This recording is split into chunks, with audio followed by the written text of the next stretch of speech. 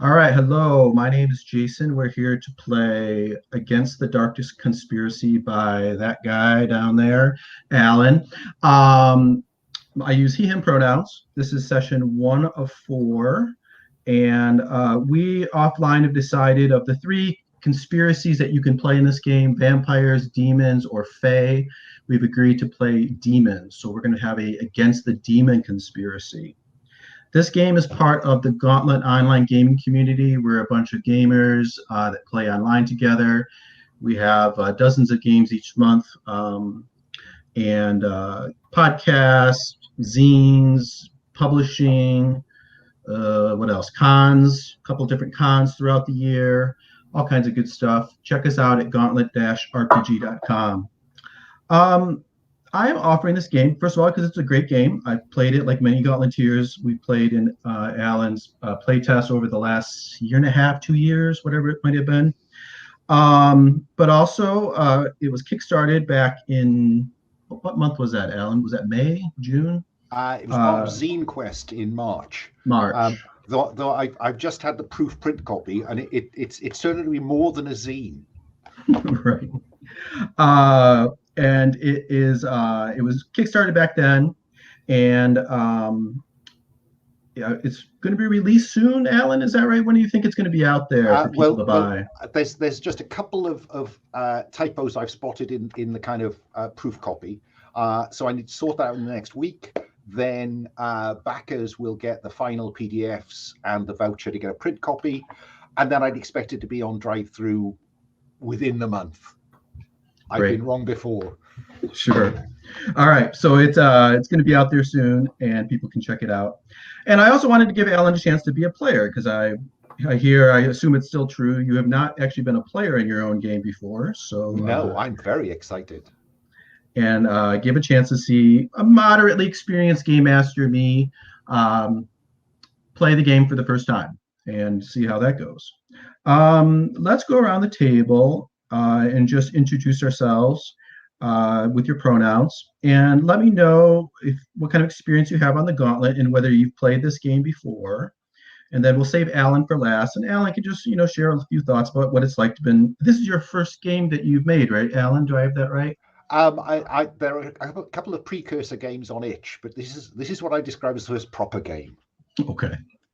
Well, just tell us a little bit about what it's been like to write it and design it and get it published, and we'll go on from there. So, like I said, I'm Jason. I've been on the Gauntlet for about 2.5 years. I played in one of Alan's what's the word? Practice session, playtest.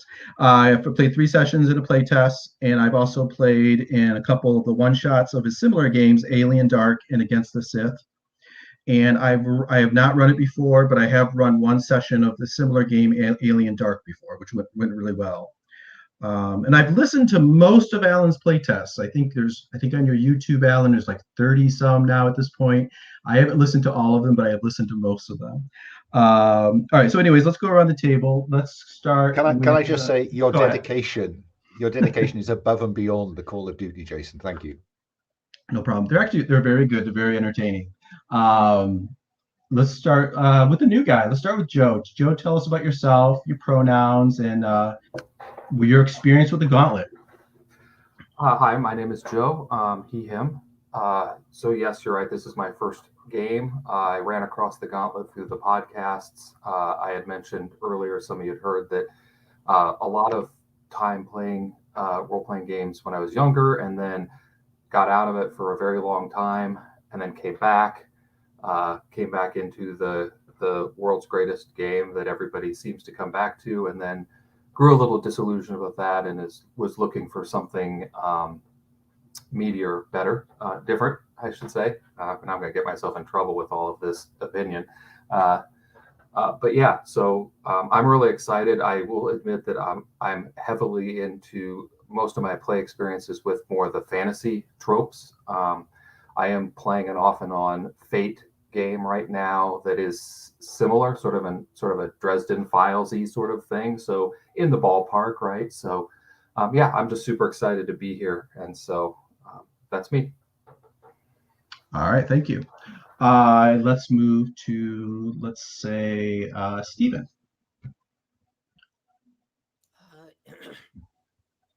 Yeah, and hey there, I am Steven, he, him.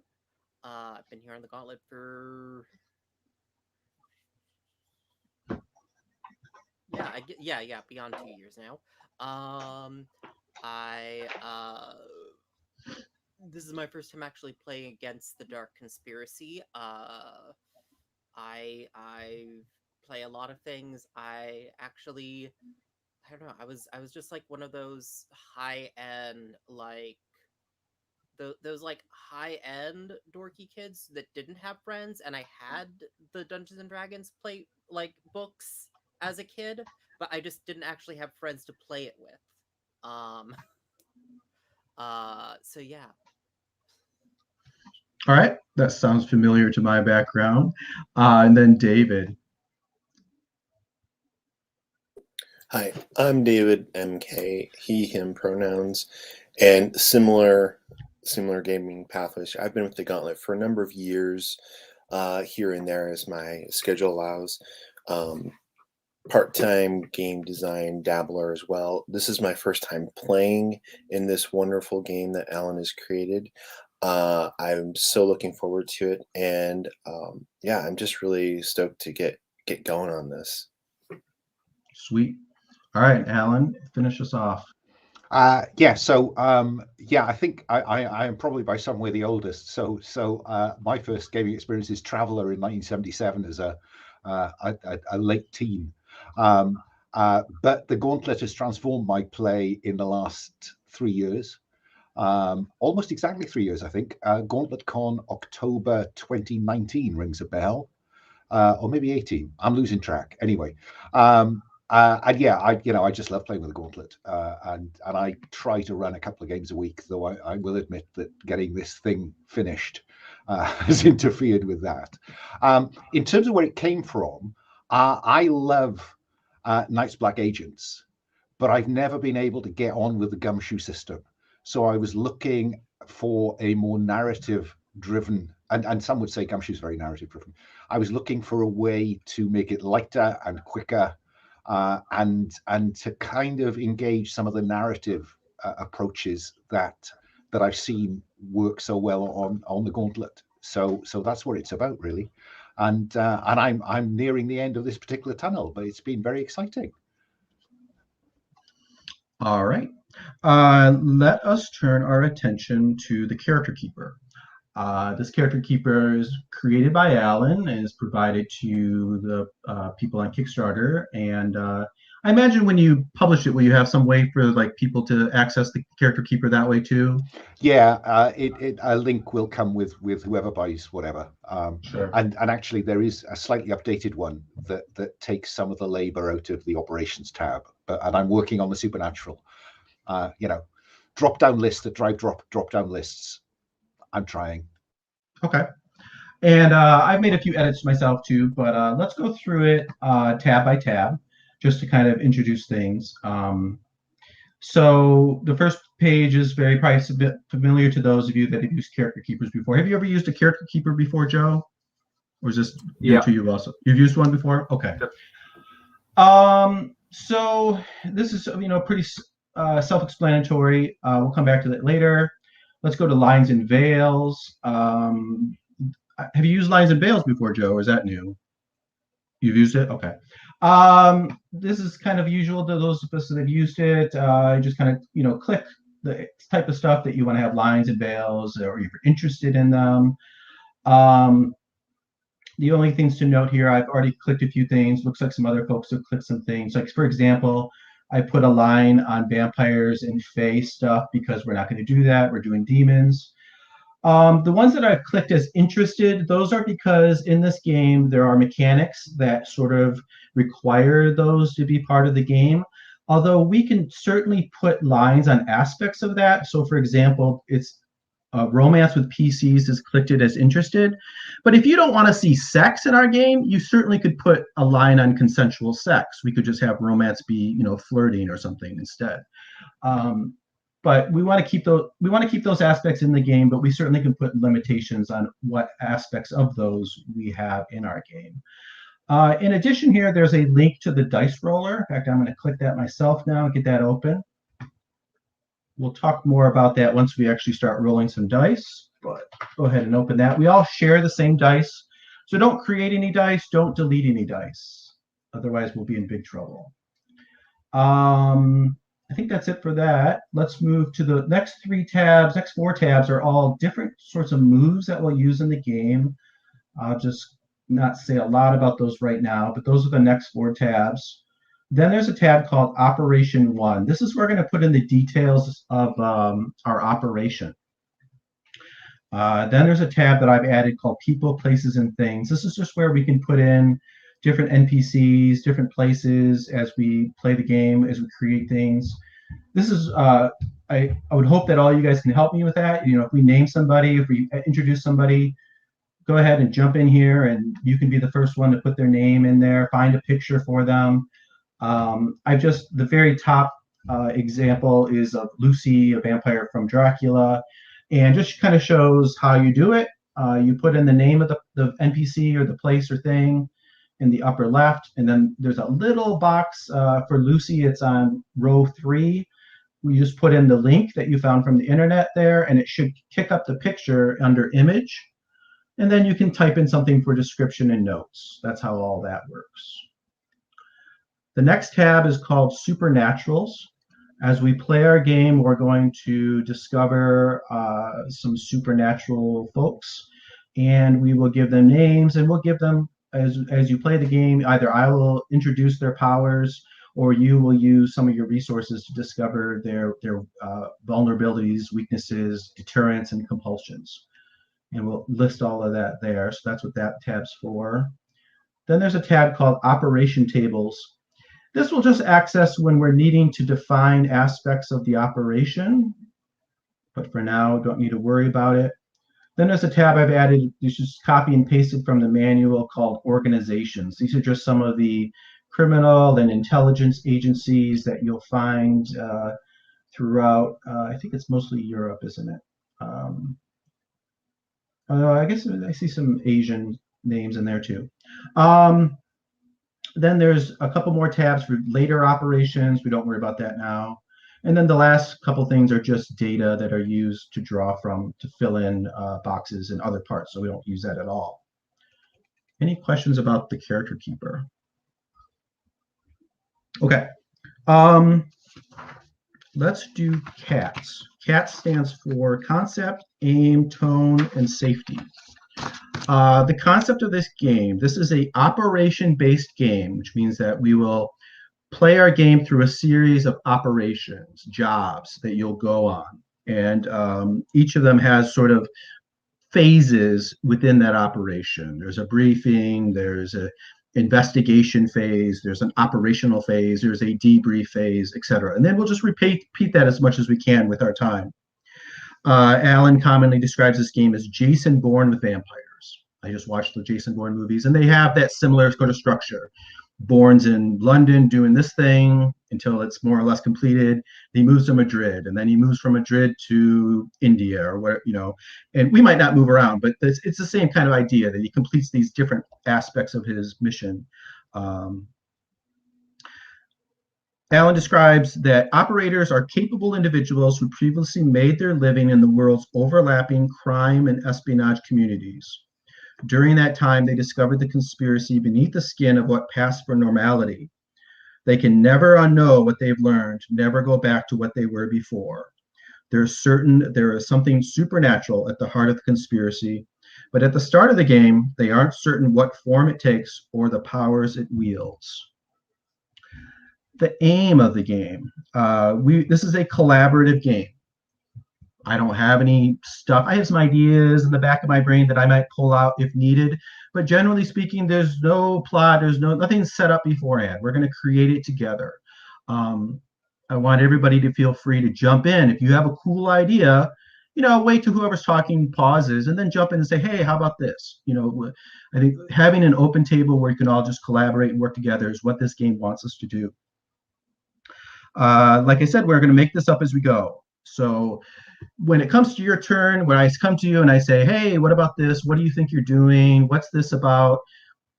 There's no right answer. Just let your creativity flow, make it as wild as you want. We will work together to sort of pare it back, to fix it, fit it into the fiction. And maybe sometimes I'll just make you have to like use some of your resources to make it happen. But let those creative stuff flow, speak your mind, and then we'll sort it out, afterwards. Like I said, the play cycle is focused on a series of operations. So we establish the goals and details of an op, we narrate some investigation, we play out the operation, and we do some downtime. Then we use the leads or dangled plot threads to feed into the next operation, and that will lead us into operation 2, 3, and so on. As you play the game, your characters, your operators, which is what the characters are called, operators, by the game master is called control. You're going to accrue stress. You'll get stress through lots of different ways, but over time, it's going to build and build. And you're going to get close to that breaking point. We'll talk more about stress in a minute, but you get close to the breaking point, and it's perfectly normal and it's expected that you'll pause the action and you'll do some sort of what they call seek relief from the horror. Various actions that you can use to try to reduce your stress to kind of keep you from getting to that breaking point. That's a very key part of the game. It adds a lot of the inter-operator tension and the details. It'll flesh things out for us nicely. I'm hoping to get through 3 operations in our game. Alan is wonderful. In every single one of his sessions, I believe he always completes a session, or he always completes an operation in one session. He completes one operation and one operation only, but he always gets there. I don't think I'm going to be able to do so. I will try, but I will probably be slower. But I hope to get through 3 of them in our 4 sessions together. That's my goal. Alan, as we're playing, obviously you're going to know a lot about this game, and you can help me as little or as much as you want. If you just want to sit back and be quiet and just be the player and relax and drink coffee, that's fine. If you want to jump in and be like, hey, Jason, this is actually what I think we should do here, that's okay too. I'll let you pick your spot. Look, I'm grinning throughout this simply because it is so exciting to see someone describe my game. So I'm just going to sit here and enjoy playing, Jason. The rules are yours. Use them. Perfect. If between sessions you want to text me a little something, be like, hey, maybe I would have done this or that, that's okay too. I'll just leave it completely up to you. The tone of our game. So this is a game about supernatural. There's going to be some darkness. There's going to be foreboding. There's going to be horror. As I mentioned, there's these moves called seek relief from the horror, and they generally create tension and conflict between the players. Not always, but a lot of times they do. So we probably won't see player versus player necessarily, but certainly there's going to be some tension and conflict, and that's, I think, what we're aiming for. Of course, we can certainly tone that in any way that everybody's comfortable with. We can make it really intense, or we can make it fairly mild. As a table, I'm sure we'll come to what we're comfortable with. But if at any point you feel like it's getting too uncomfortable for you, as always, let us know.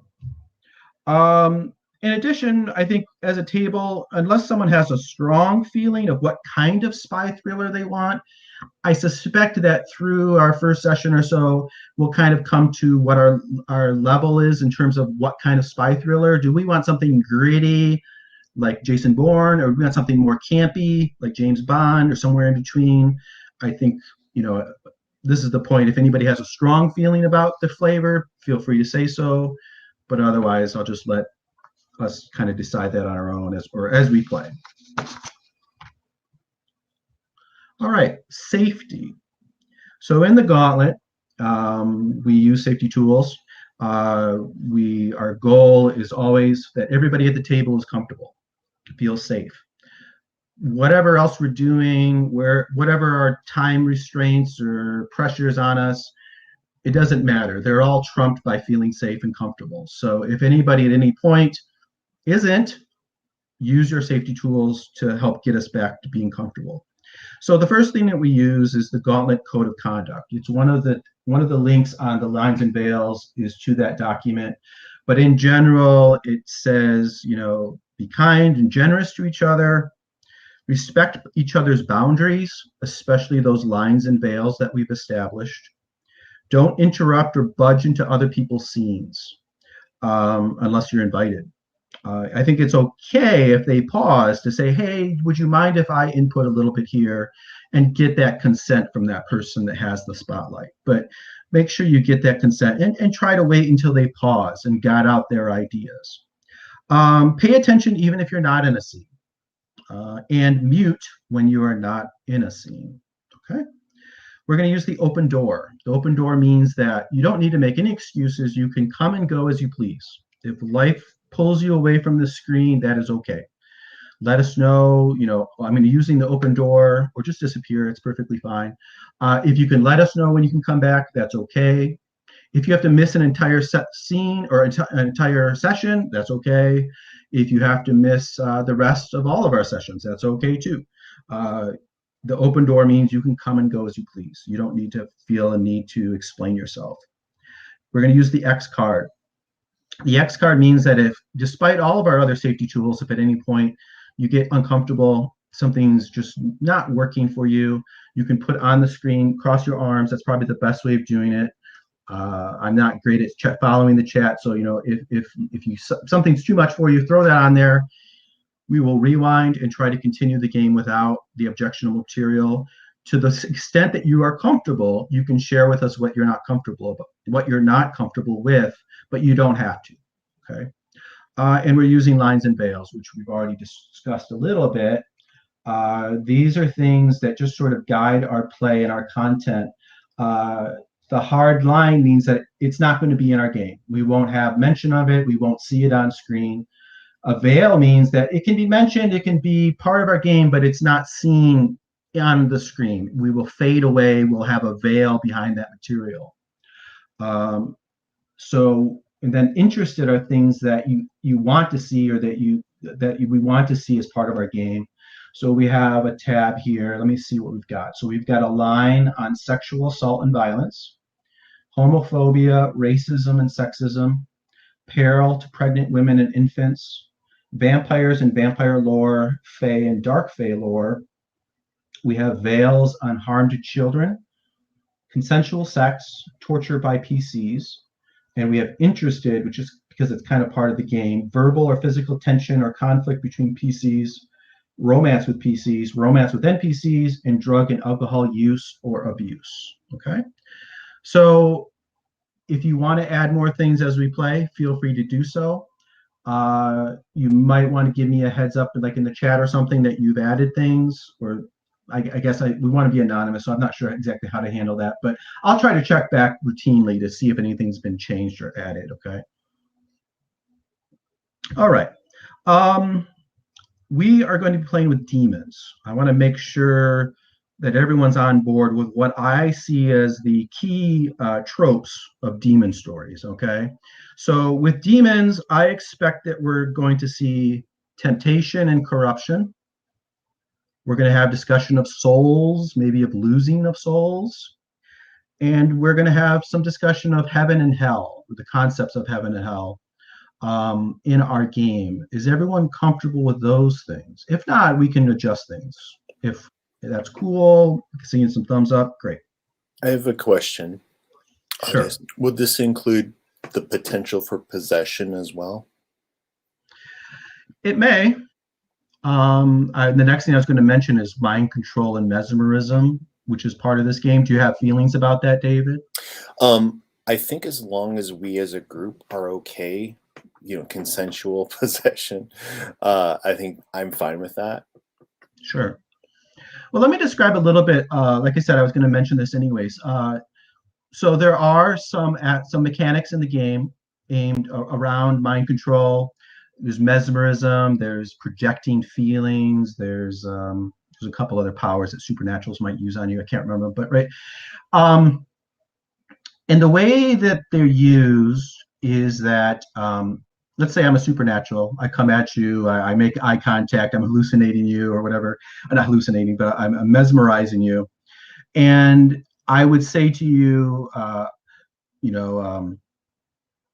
tell me where your safe house is, right? And as a player, you can say, I want to resist this. And you're allowed to make a dice roll. If you succeed, then you resist it. If you fail in your dice roll, you still can resist it by taking a stress. So you still have a mechanic that's sort of a fail safe to bail you out of that.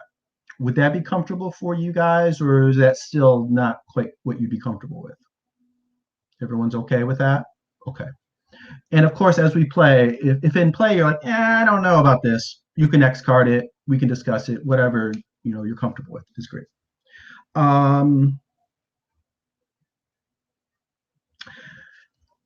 Related to this issue are any of you players interested in being mesmerized and mind controlled? Does anybody think that would be cool? I want to be that guy. Or everybody's just equally interested? I think if the opportunity presents itself, right, and it makes sense, I more than likely will probably lean into that personally. Okay. Well, I would be interested to see a demon try. All right, I want to put it down. David may mesmerized, want to be curious. Mesmerized, curious, yeah. I'm curious to see how the game would play that out. Yeah. Sure. Okay. And if you are mesmerized, also part of the rules is that if situations change or the supernatural that's mesmerizing you is distracted by getting shot or somebody putting a crucifix in their face or something, then you get a new roll. So as you go, you're not going to be locked in to be mesmerized, from session 1 through 4 or whatever, right? You'll have plenty of opportunity to have your dramatic moment of breaking the mesmerism and saving the day. Okay. So I think for rules and setup, I think that's everything. Does anybody have any questions before we actually start playing? Nope. Great. Let's then go to the operators tab of our character keeper. Let me get my notes out of the way here. Right. So we are going to create our characters now, and we're going to create our characters down to line 27 or row 27 where it says Intel. We're not going to do anything below that right now. So let's jump into doing this. The first question I have for everybody is, let's decide what everybody wants to be. So if you look at line 8 and 10, it says, who did you work for and your specialism was? So if you click the little arrow to the right in each of those boxes, you will see a pick list that gives you some options of what you want it to be. It would work best if everybody chooses things that are different from each other in those boxes. So I will leave it to you guys to discuss who wants to be what. Go ahead. Let me say before we start, I'm going to pick up what's left. What is the signals intelligence? If you click one of the options, it will throw up an area of expertise, Sweet. which for signals int is research, as I remember. Okay. So each of these choices will fill one of those areas of expertise. Right. This process of choosing this will determine most of your expertise. This game doesn't have any stats. You just have expertise, which you'll use in different, you'll set up fictional framing to sort of probably aim at these, using these expertise as you play. Everybody gets small arms and hand-to-hand because you're all competent spies and criminals. You all will be able to fight, but each of you, because of your choices, will be able to pick up a few others. And then you'll have a third expertise that we'll choose after that. Okay. Interesting. Does it matter so much if we're in the same who did you work for, as long as the specialism is broad? Or does it make more sense to not be in the same? I believe the who did you work for will decide one of your expertise, and then the specialism will decide the second.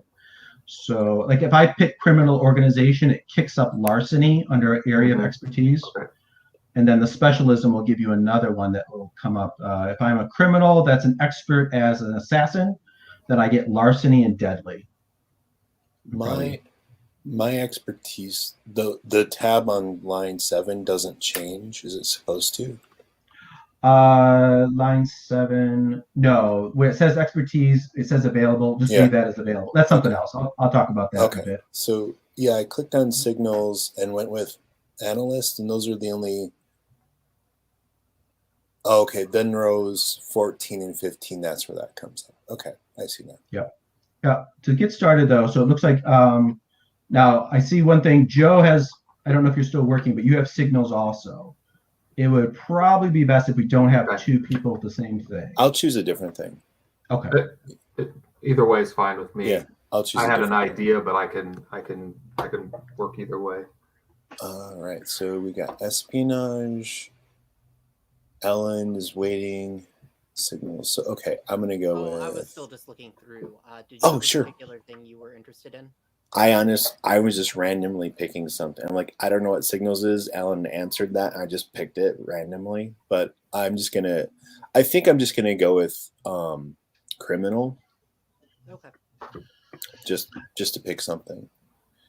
I think like Julia Stiles in the Bourne movies is a signals analyst, I would guess. Yeah, I would agree. I usually don't pick like the in-your-face fighter types. So that's what I usually don't choose. So let's see. It is useful to get insight on the table because it allows the GM to invite you to make connections between otherwise entirely disconnected facts. All right, I'm gonna go completely against type. I'm gonna do burglar. All right, let's do that.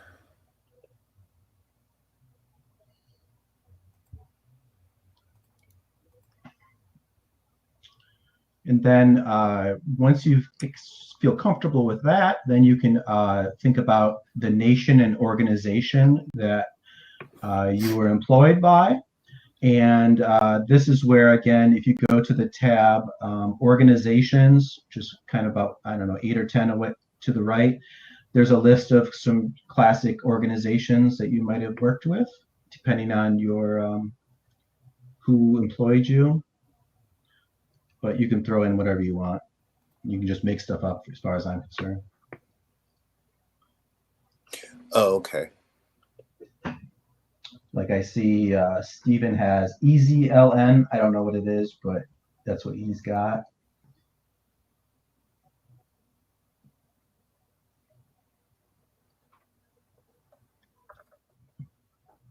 Oh my goodness.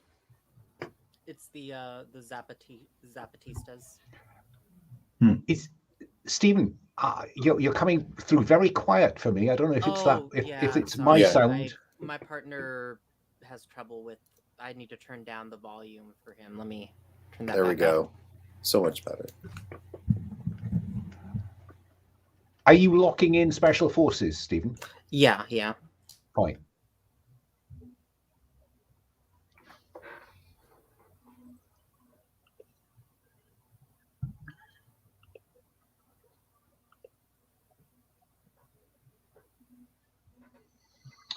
And we've got an ex-NSA signals intelligence, now and a hacker. What is the Neapolitan Camorra criminal organization? What are they known for? Extortion, vice, killing people. It's a variety of mafia, Italian mafia. Okay, Italian. All right, that makes sense.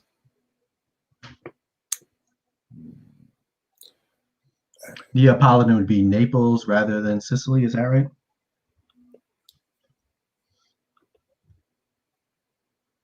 I can't even remember where I got these lists of criminal organizations. For all I know, they don't exist. All right, let's go with this. Of course, they don't really exist. Deniability. And if they do, I hope they don't know where I live. You know too much. All right. All the weird stuff that you Google, playing games, I'm afraid the FBI is on my trail, Googling all the criminal organizations and intelligence organizations.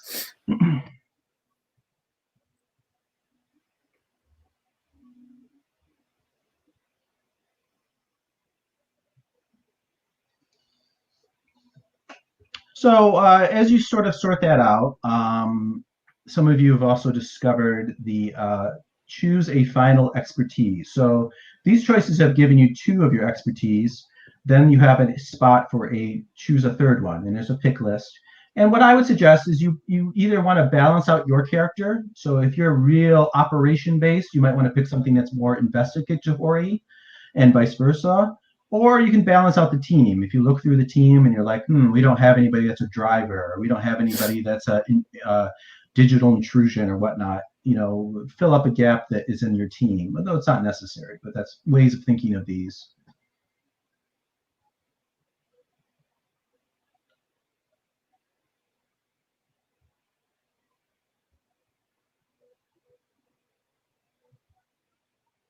And if any of the expertise you're like, I don't even know what that is, feel free to ask me. I'll try to, define it for you.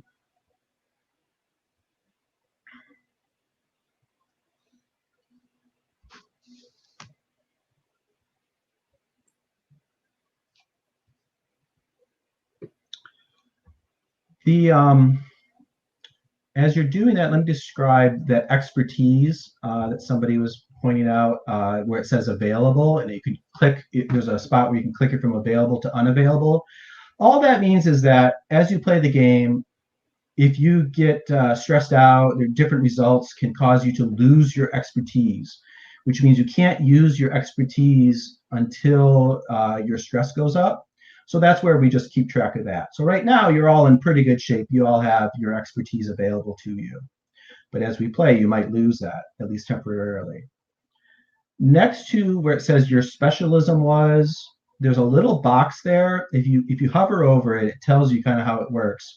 What this is just sort of a one-time opportunity during an operation, although here it says during a session. Is your intention for it to be during a session or during an operation, Alan? Thanks for spotting that typo. It is meant to be per cycle of play. Yeah, I think for you it's one and the same, but for me, maybe not. But once per cycle of play, once per operation, you can click that, take a stress, and improve your dice roll 1 step. Right now, that might not mean much, but if you played PBTA, it takes it from that 6- to the 7 and 9, or from the 7 and 9 to the 10+. Same concept. You can do that once per operation, and when you do it, you'll click that little box there.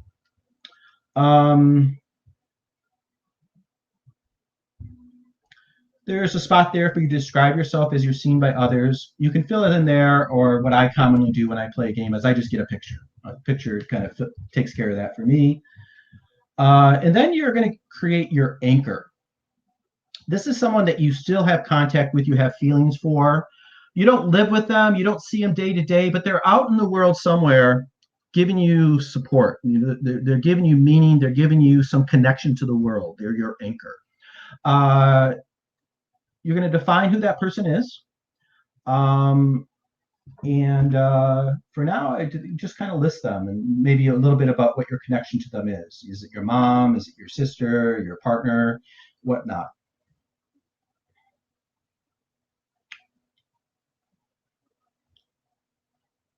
And the little boxes next to that are, as we play the game, they're gonna go from just being out there in the world to being added to the target list of the conspiracy, and perhaps then being missing, and then perhaps being taken by the conspiracy. And those all have some impact on your characters. Then there's a spot where you select why did you choose to confront this conspiracy. And this is another one that would be good if everybody chooses a different one. So kind of you guys can sort that out amongst yourselves of who's going to grab what. But once you select why you chose to confront the conspiracy, it'll fill in the next couple boxes, I believe, or the very next box, describing more what that one means. And once you select one of those, it'll also the next field will fill with some questions, and start thinking about how you would answer that question. So if I've selected, I shouldn't mess with Steven's character, sorry. It'll fill with like, let's see, looks like David selected faith. So it says you believe in something that drives you, but that the conspiracy, blank.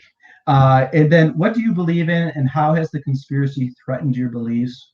What would it take for you to discard your beliefs? So start thinking about that. And like all these things, we don't, answer the questions, but do it briefly. We want to leave gaps in your character so we can fill in those gaps as we play. We don't want life stories. We don't want everything nailed down.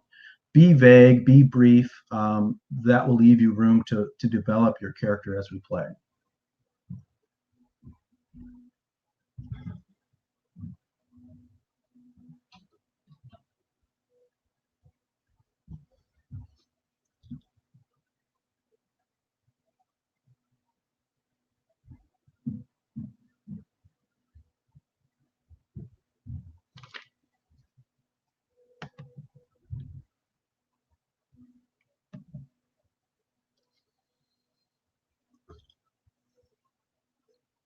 Everyone doing good? Any questions?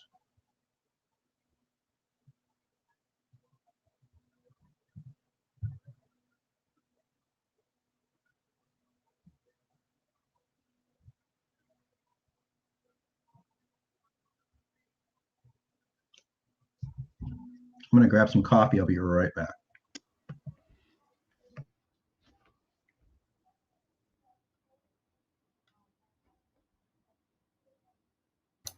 Cool. I'll address this also to Jason when he gets back. But I know we're playing kind of a spycraft game, so I want to check in that folks are okay with this. That my question is, what have I seen that demonstrates their inhumanity? Is organizing death squads like crossing a line or things for anyone? Sounds to me to be just the kind of stuff a demon conspiracy would. Okay. I think it says in the rules something like they're here to spread corruption and tempt people. So they may have tempted somebody into doing that stuff, I guess. Okay. And yeah, Jason, we were just discussing because my question was, what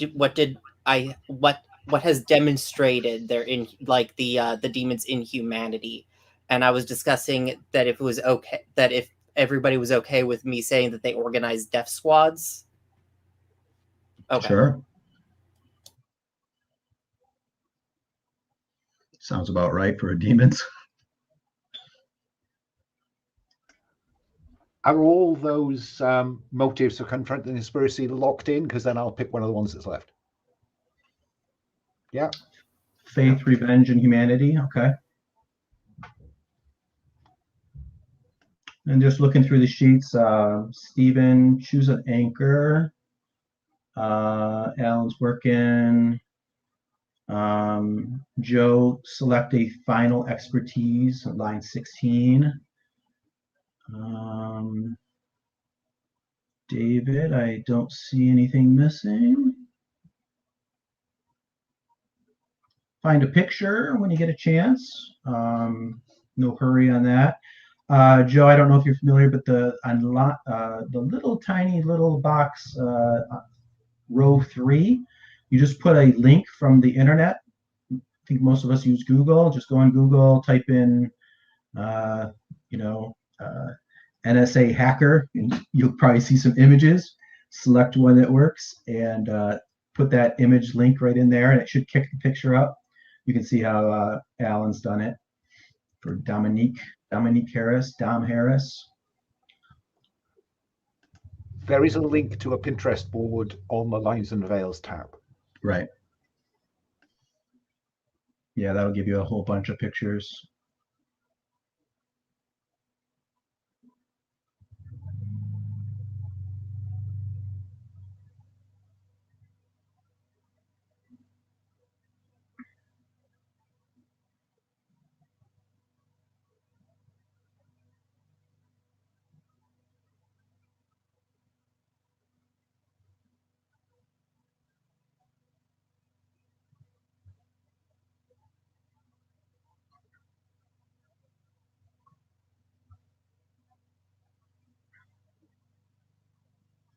I was looking at your Pinterest board, Alan, and I saw the picture that you've chosen. I was struck by the abnormally long neck that Dom has.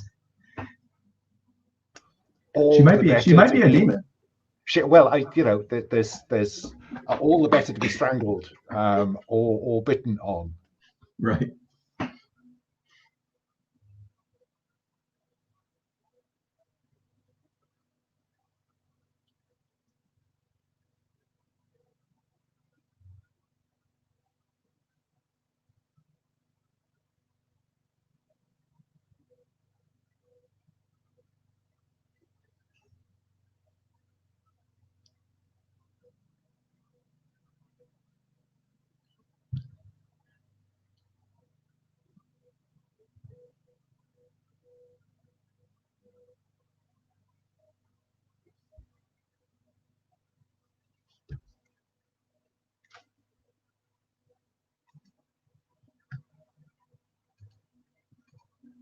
Joe, you have for the final expertise, you have Marco. Not sure where that came from. Sorry, did I? Oh, I must have been in the wrong. I was sorry. I was in the wrong tab when I typed that. Sorry. Okay. Nope. No problem. How about that? Perfect. You were disguised as yourself. Exactly.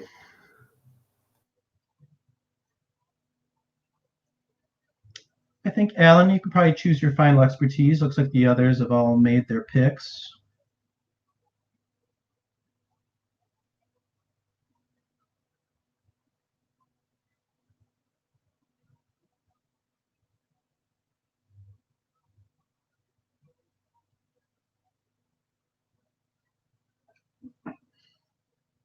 In creating the game, Alan, and playing it so much, have you come up with sort of like blueprints of characters you would want to play?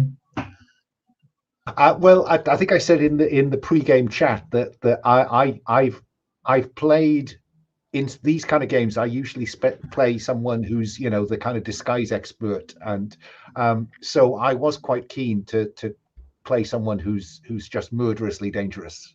Mm-hmm.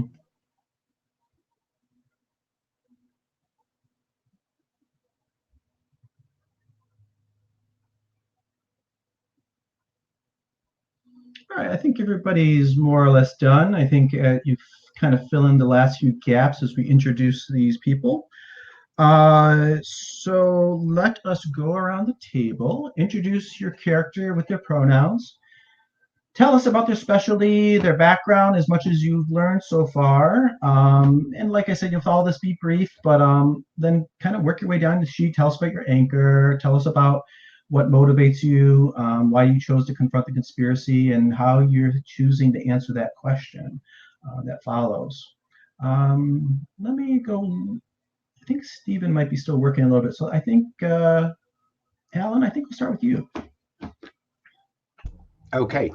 So I'm playing Dominique Dom Harris, she, her. Dom was formerly an agent with MI6 for whom she killed people. So she is the espionage assassin combination. This gives her expertise in tradecraft and something called deadly, which is a kind of mechanical bonus when she gets deadly.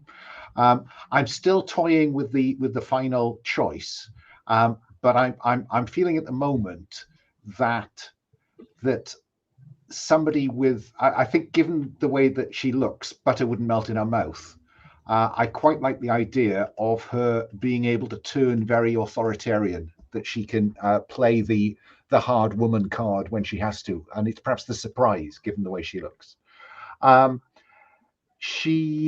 anchor is Maisie Thomas, ex-lover. I haven't quite worked out where she knows Maisie from, but time will tell. And I chose to confront the conspiracy because of betrayal, because I discovered I was a cog in the conspiracy machine.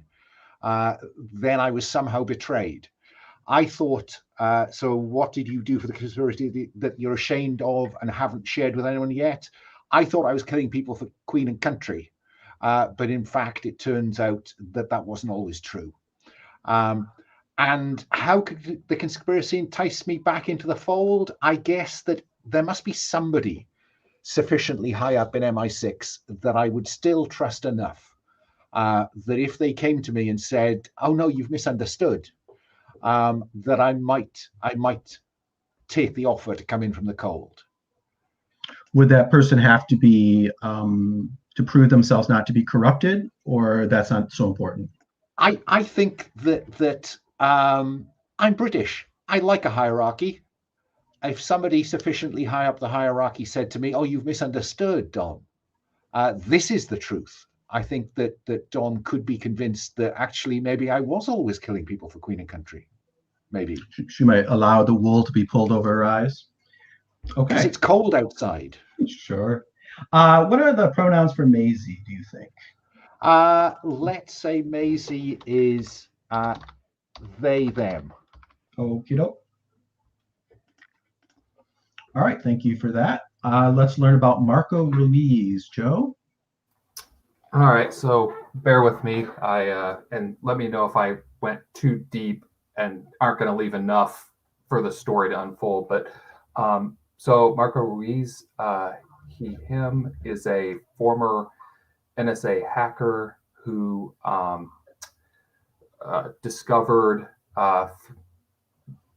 because of his hacking and the kind of work that he does, something strange and not right. When he reported it to his superiors, he was all, and I haven't decided either it got turned on him and he was accused of being, a traitor of some sort and got burned out of the organization that way.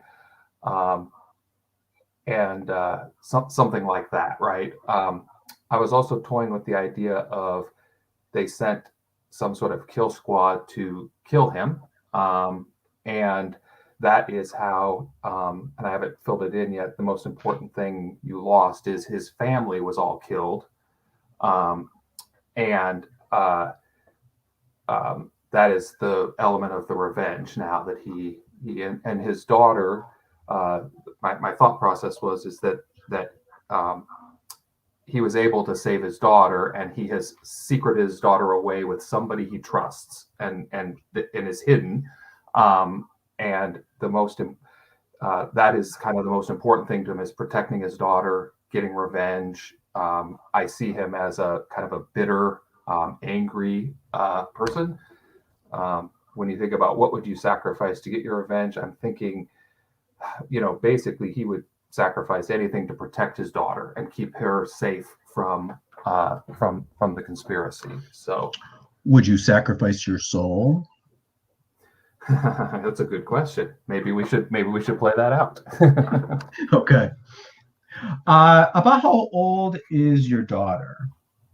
So I guess that was a question I had, from a game perspective. I didn't really know if there was how long ago you were part of the organization versus now. One thought I had is that she was an infant when, and now she's somewhere else, and she could be older now. So I guess it depends on how long we have been out of the organization. So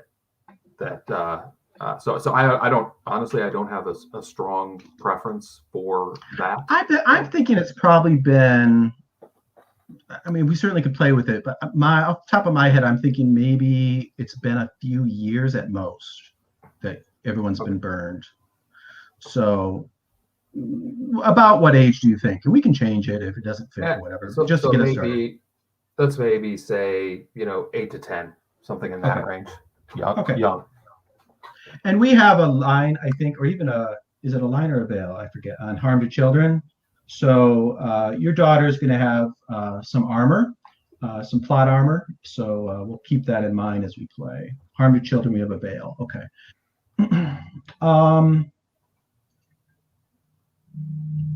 What else was I going to ask you? Oh, is Marco an American or is somewhere else in the world? American. We'll just keep it simple. NSA. Then I don't have to try to think too far outside my box yet. Sounds good. And that sounds good. And just kind of fill in the last few boxes. Because I guarantee you I will forget all of the things you just said very quickly. And then just find an image if you can. I'd love to see a good image. Yep. Let's move to David. Tell us about Christy, or is it Chisty? I don't know how it's pronounced. I don't know Russian or Cyrillic. So I'm pronouncing it as, that's the English that came up in my translate. So Chissy, or pure or purity. So it's probably not his actual given name by parents, but was raised in this sort of Russian mafia cell, in this sort of weird angel worshiping sort of religion, potentially as a way to control them. So that's why I feel like he's like this bastardized version of like Christianity from the Odessa region, where they believe that angels walk among us, and those who lose their way become demons. The demons are here to turn the angels into their kind. So I feel like he can speak and read Enochian or their version of it. Oh, thanks, Alan. And so, like, whether or not it's true or not, that's how they're raised. And their anchor is Jacques Poe, his older brother, who was raised in that cell as well. And let's see, burglar is my specialty. Criminal organization, larceny, intrusion, and persuasion are the areas of expertise. And the thing that would take for me to discard my beliefs is if my faith would to fail me, and reveal itself as demonic as its core. Basically, if this was all a lie, and I find that out and I believe it. Is the criminal organization, the cell, the Liski Bratva cell, and your religious group, are they like, in terms of Venn diagrams, are they like on top of each other, or like one and the same? So or I mean, yeah, we can take this however one. I was thinking that there's the Russian Liski Bratva at large, and then this cell, for whatever reason, maybe it's just using this sort of cult-like tactics to keep its people on track, to program it or whatever. So whether or not the rest of the larger organization believes this or not is whatever you want to do with. But I feel like this cell, this group of people, that's how they operate, and so that's what Chissy would probably understand to be the true way, and that those non-believers, they don't understand that the higher calling that we have. So I kind of feel like it's an indoctrination into like fanaticism, as like maybe this is one of their test programs to see how does this work over here. Right. Okay. Yeah, it sounds a little culty. Is that I'm picking up the right vibe there? Yeah, and if anyone is uncomfortable with that, I can definitely modify that. Okay. Yeah, it's good with me. Very good material I can use. No, don't say that, Alan. Don't say that. I was going to ask you. Can we call him Purity, or should we learn Chisty? I'm fine with whatever you're comfortable with. Okay. Yeah. And Jacques Poe, what pronouns do you think they use? Oh, probably for Jacques, probably I'll put that in there. Probably he, him. Okay. All right. And do you visualize them back in Odessa? My character or Jacques? Jacques. Oh, I was actually wondering if Jacques is maybe like has tried to leave the mafia, or does that break the game? No, I think that would. I think the only requirement we have is that Jacques is potentially going to get himself in trouble. Yeah. So I feel like I feel like Jacques has attempted to leave this organization, and they can be wherever you want them to be. Okay, perfect. All right, let's swing around, Stephen. Let's meet Carla. Yes, I'm playing Carla Rivera, she, her.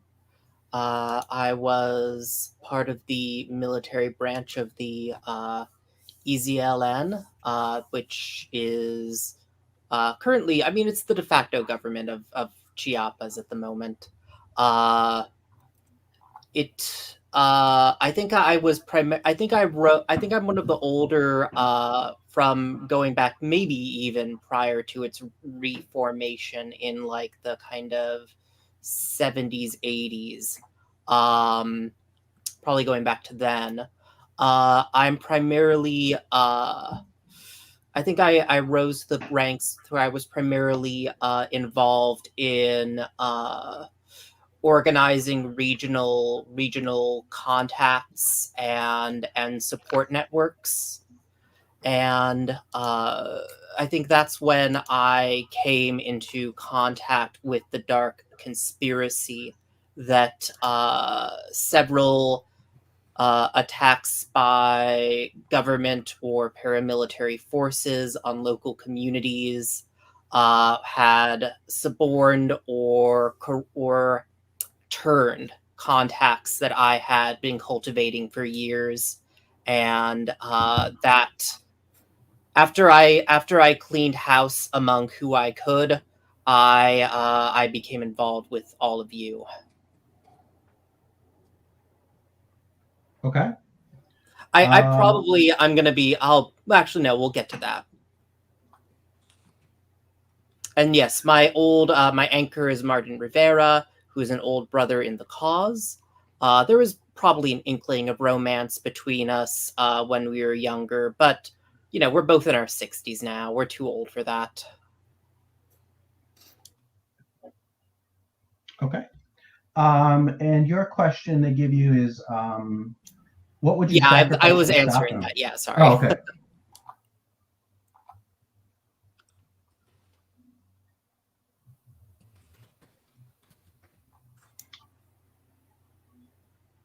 All right. I think that all looks good.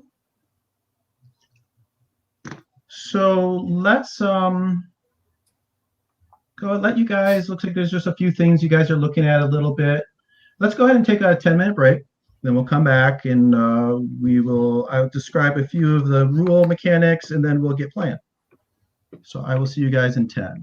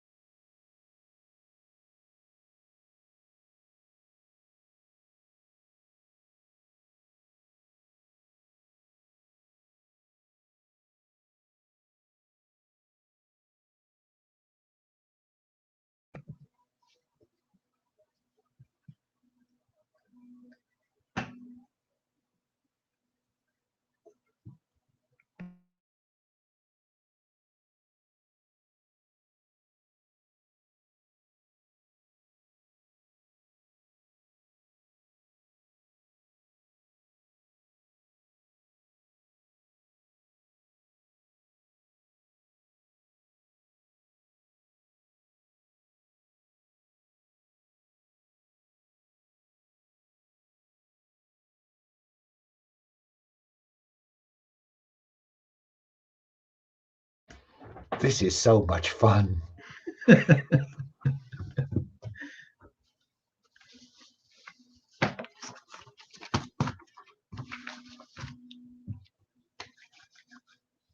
I Googled the EZLN to learn more about that. So I have a little bit more knowledge in my brain. Then a little bit higher ranking on the FBI for you. Right. It was interesting. I watched the Bourne movies this last week to get in the mood, and they were made in the early to mid, well, I guess 2000 to 2010 or so, the ones I watched at least. And it's funny, they show all of the sort of hacking and all the sort of surveillance, the digital surveillance that was like wow back then. Like we all take it for granted now. It's just like, oh yes, all of our names are popping up on computers in Langley, Virginia all the time.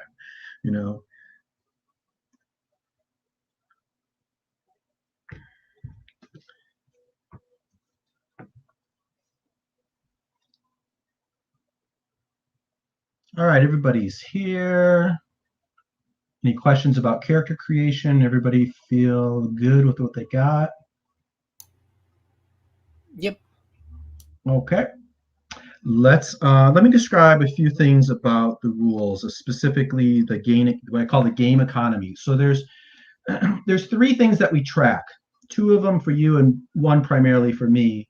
Let me describe them briefly, just so you have a feeling of how they work and how they kind of interact with each other a little bit. So the first thing is stress. So it's on row 4 and 5, you'll see stress. There's a stress tracker. You all start at 1. The lowest it can go is 1. The max is 6. If you get to 6, you crack. You're done.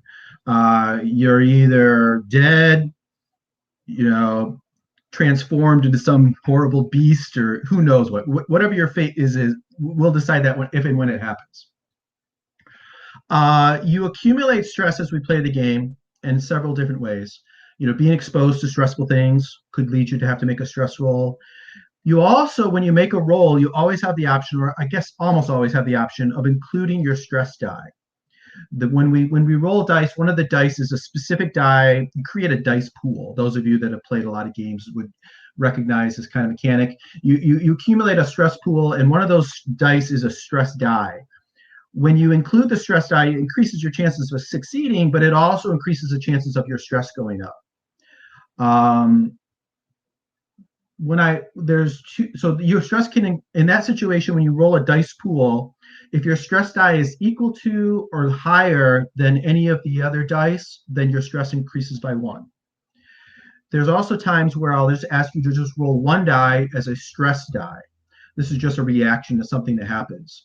In that situation, your stress goes up if the dice result is higher than your current stress. Okay. Your stress, reducing your stress is an important part of the game too.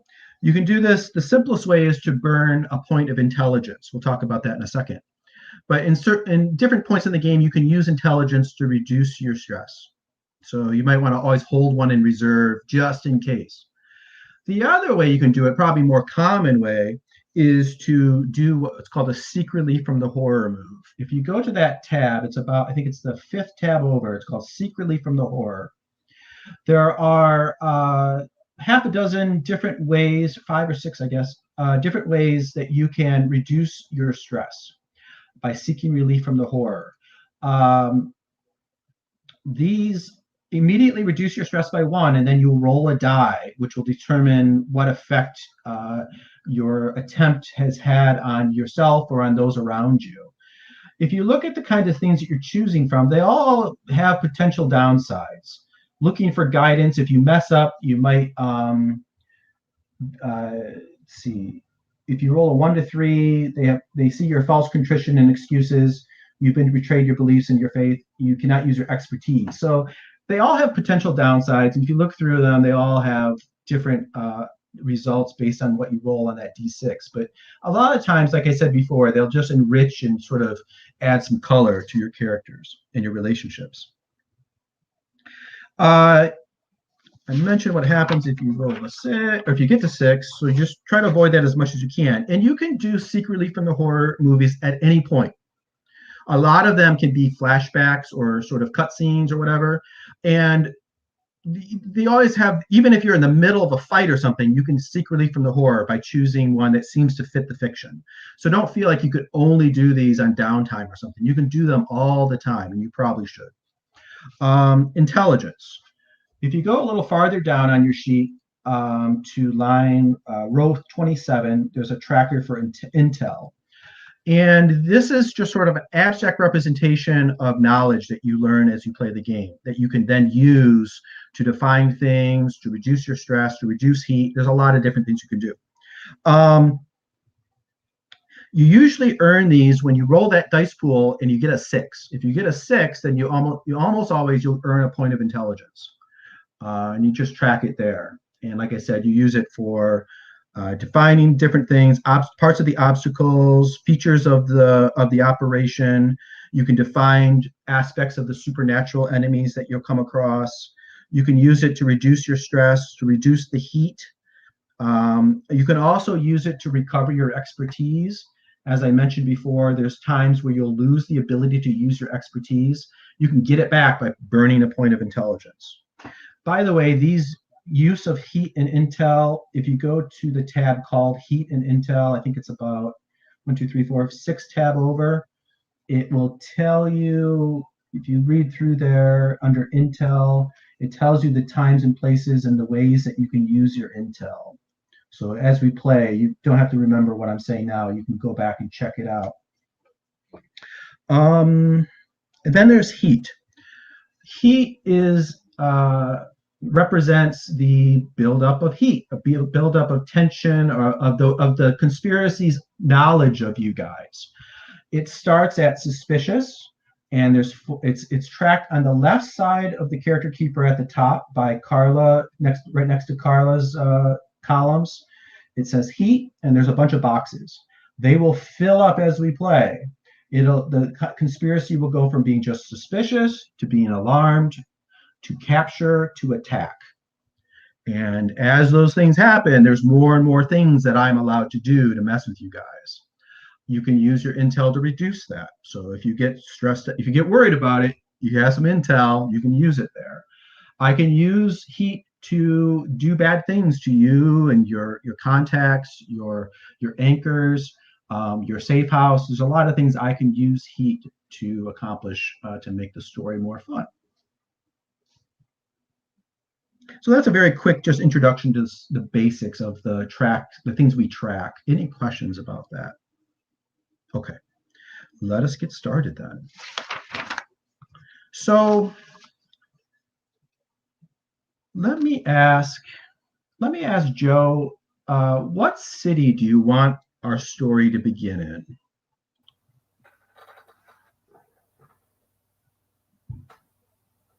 Prague. Prague. Excellent. I don't know a lot about Prague. Probably the most I know. No, it's fine. That is perfectly fine. We're just making it up anyways. None of the cities you would have chosen would be at all match the reality, unless it was where I live, which is unlikely. So Prague it is. Prague in the Czech Republic. Is that right? Czech Republic? Has anybody ever been to Prague? Our expert? No one's been there? Okay. So we will all be equally lacking knowledge about Prague. I think as our hacker, I think Marco, you've been receiving, your team has been together trying to work against the conspiracy for some time now. Weeks or months, we'll say that you've been together, but you're in desperate straits. You recognize you've run out of leads, you've run out of, you're aware that the conspiracy is getting close to you, that you're in some desperation, and someone contacted you through the dark web. What did they say their name is, Joe? Or I should use your names, Marco. I think maybe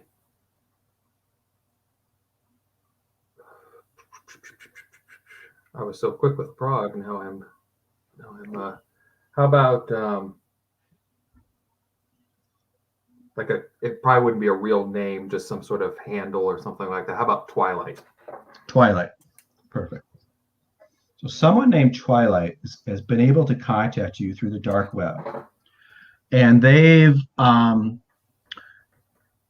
say they have information on the conspiracy, and they've asked you to meet them at let's say outside the main train station in Prague in 1 hour.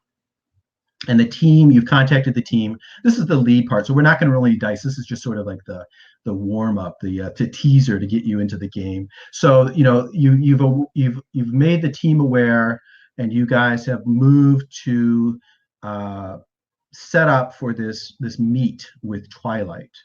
And David, what time of day do you think it is? So, for some reason, maybe the word twilight. So like nearing sunset is what I'm thinking, because I'm looking at pictures of Prague, which looks beautiful, absolutely beautiful. Mm. So like there's the sunlight is coming down over some of those older buildings and hitting some of the stained glass and things. So this is really attractive sort of landscape, is what I'm saying. And the train station looks amazing. And let's say, David probably knows because you're looking at pictures, but let's say that there's sort of like like a square, like an open area in front of the train station. Yeah, sure. Where taxis coming in and buses, and the hubbub of people going through the city. And which one of you guys?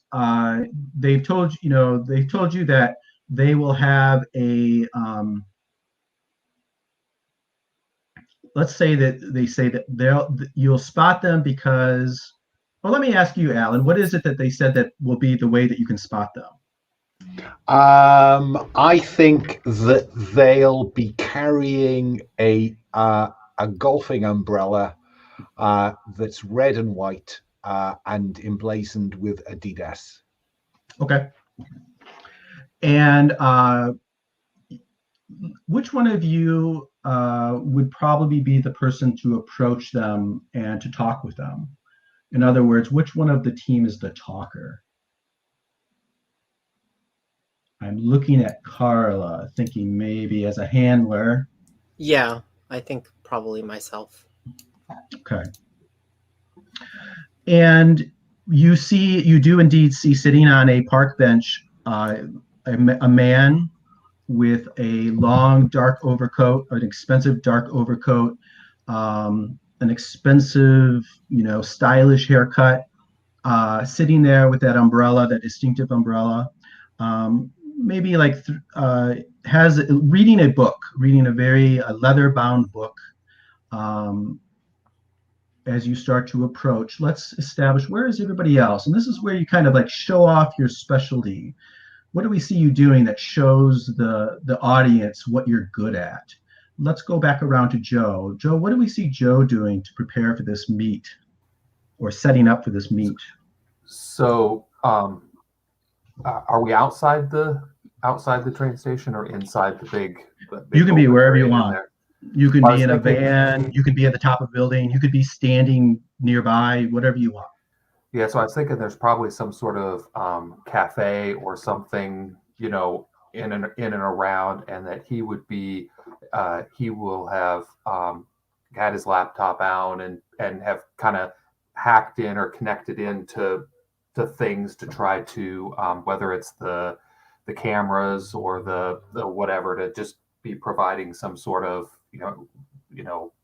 digging in and looking for things, or keeping his eye open for things that might be off or whatever. Right. Perfect.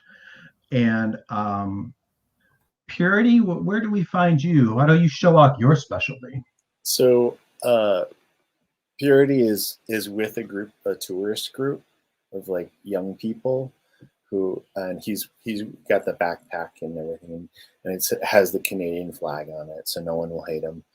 And he basically nearby this sort of scene with the person on the bench, but just blending into this sort of crowd of people that you just ignore. Mm-hmm.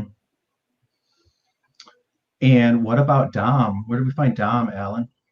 I think probably the camera is pulls out from where our contact is sitting on a bench and just drifts up to the roof, where, you know, inevitably the glass up there doesn't get cleaned very often, and one of those small panes of glass is missing, and there's just the glint of a telescopic sight.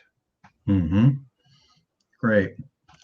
And Carla, you know, you come up to the bench, and the man looks at you, and he takes this leather book and he sets it down next to him, and it's a holy book. Which of the world's holy books do you think it might be, Stephen?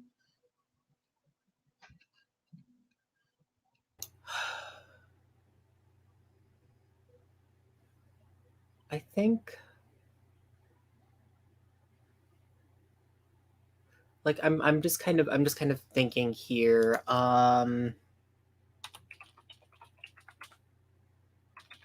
Googling. Yeah. Yeah, I think that it is a Bible, but just to make it slightly askew enough that it would be noticeable, I think it is Coptic, which Okay. is a bit odd to be encountering in Prague. Mm-hmm.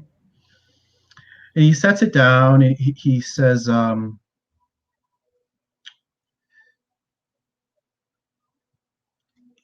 sit down.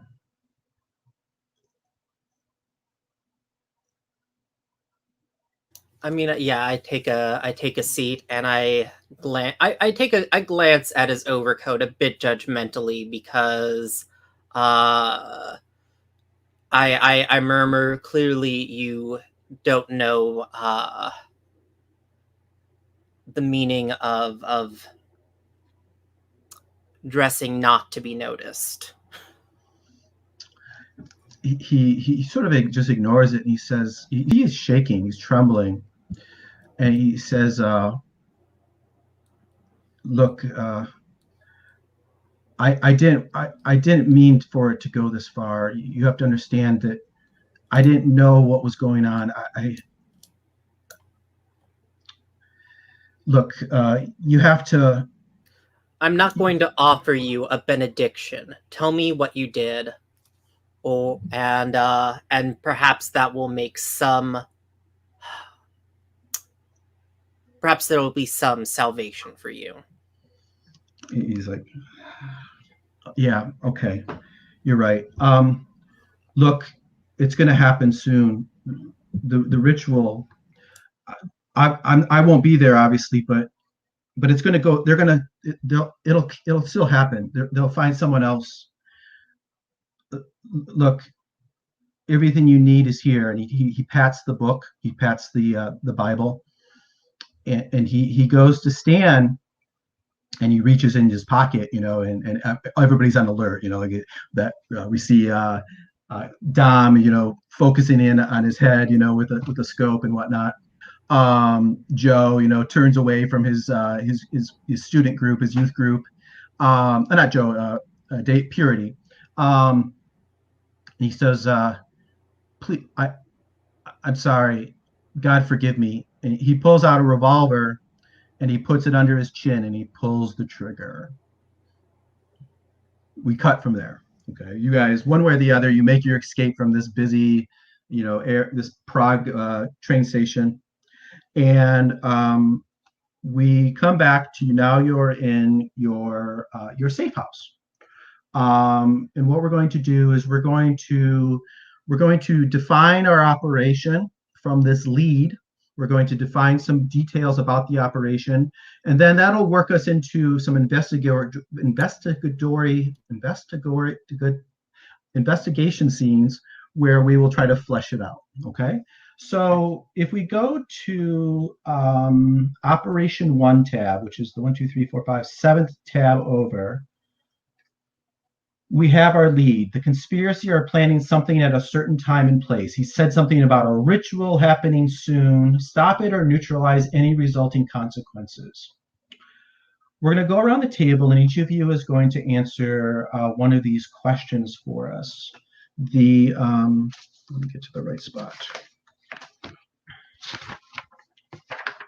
The first question is, who or what is the focus of the operation? Let's go left or right on the character keeper. So I think that would be you, Stephen.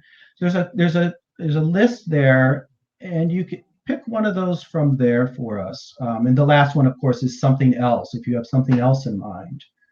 Who or what is the focus of the operation? And obviously right now, you're just pulling it out of the air. Of course, you don't know a lot else. Just choose something that looks interesting to you. Don't worry about what it all means. That looks interesting to me. Is there a list I should be looking at? Yeah. If you go to tab called Operation 1, so it's the 7th tab over. Oh, I see it. There's a drop down. Okay, I missed that. Who/what? Who or what is the focus of the operation? Is there a drop down?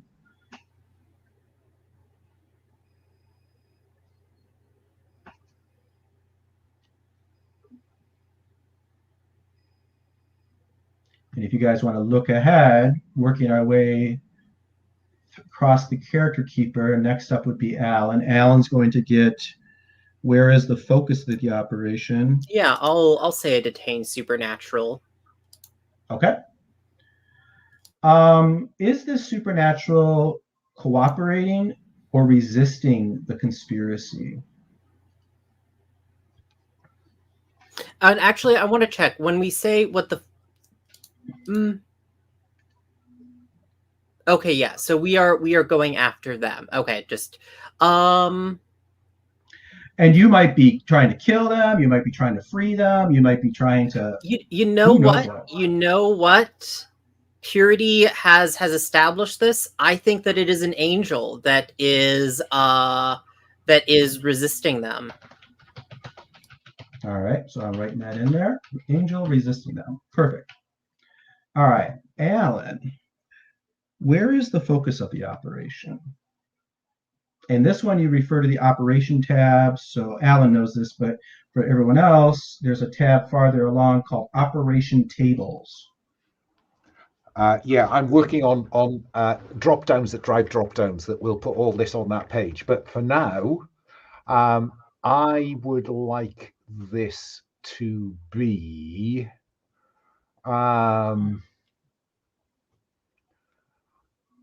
I cannot avoid the idea of a crypt.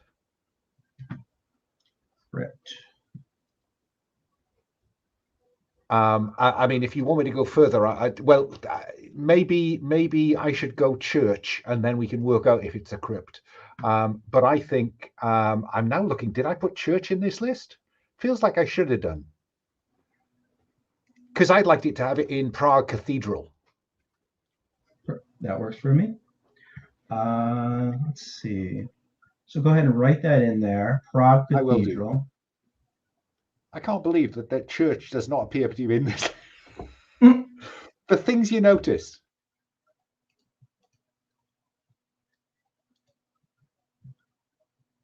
This is the where's the target run, right? I know I should know this, but where's the target? Is that what you're choosing from, Alan? We know what, now we know where. Right. All right, let's go to Joe. Joe, what's the threat the operators will want to face during the operation? So this one, you have a drop-down selection. This is sort of the level of challenge that you want to have on this mission. It goes from lowest to highest. So nameless organized crime pawns all the way to greater supernaturals. You can choose whatever you want. You may not want to choose those top ones right now until you get some intel and whatnot, but that's up to you. Right. So So originally I was thinking, until you said that, I was thinking the occultist, because it felt kind of like, what occultist would do. Is that?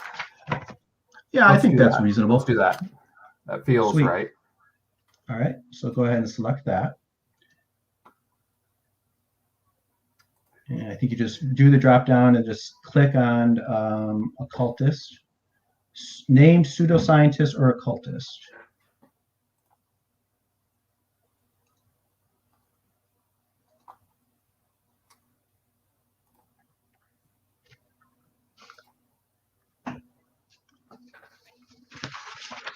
Then, David, what will the threat be doing? What are these guys up to? So for this one, you go down to what we selected, which was occultist activity, and there's a drop down. Mm-hmm. It gives you 6 different choices there. I think Twilight mentioned there was a ritual. Yeah. So I kind of just feel like let's just go with that. Now I put that out there. If you prefer something else, we will retcon or whatever to fit, our fiction. But well, I mean, I did preparing a ritual can be a lot of things. I don't think that really shoehorns this too much. I'm just going to go with preparing a ritual for right now. Yeah, that makes sense. Yeah. Okay. Did it keep it? Yep, it did. Yep, okay. Looks like it. Yep. Okay. One moment. I feel like I'm forgetting something here.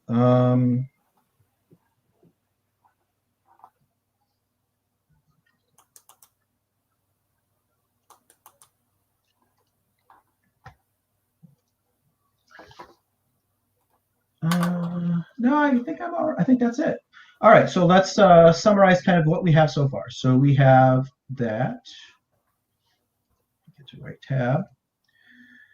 The conspiracy is planning something. It sounds like they have a ritual that they're preparing for.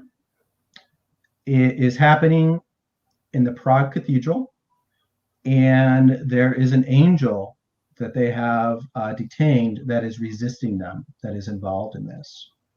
So that is our bare bones of what we have so far. Now, taking all that together, the 4 of you decide, what do you think is a good operational objective? This is a statement that at the end of this operation, I can ask you it and we can come up with a yes or no answer. Did you do X? Did you accomplish X? Yes or no? So bounce that around. This is for you guys to sort out. I mean, is our objective here extract Angel? Yeah. Is this going to be a group or individual sort of thing that we're making? I think the group kind of come up with what do you think is the best objective? I think the simplest one is extract the angel. The simplest one is kill the angel. So I mean, yeah, that was my other thought. That was going to be extract or neutralize Angel. Right. I think it's stop the ritual, and I think depending on our moral compasses, to your point, the easiest way to stop that would be to kill the. Oh man, before it. Purity would be so broken over that. Finally, a chance Purity could meet an angel. I have to say that looking at the picture for Purity, I think Dom is going to call him Purr. He's going to call what? Love it. No, yeah, I think all these fit in that idea of doing what we need to do. Okay, so if you feel like you've come up with it, somebody put in a sentence there under operational objective, under leads. So do we treat stop the ritual as achievable? And if we get an angel out of it in the end, that's a bonus. Yeah, I just put prevent the ritual, right? Sure. Does that seem broad enough for us? I think so. Okay, because we could change out an ingredient or whatever. Like there's any number of things we could potentially review.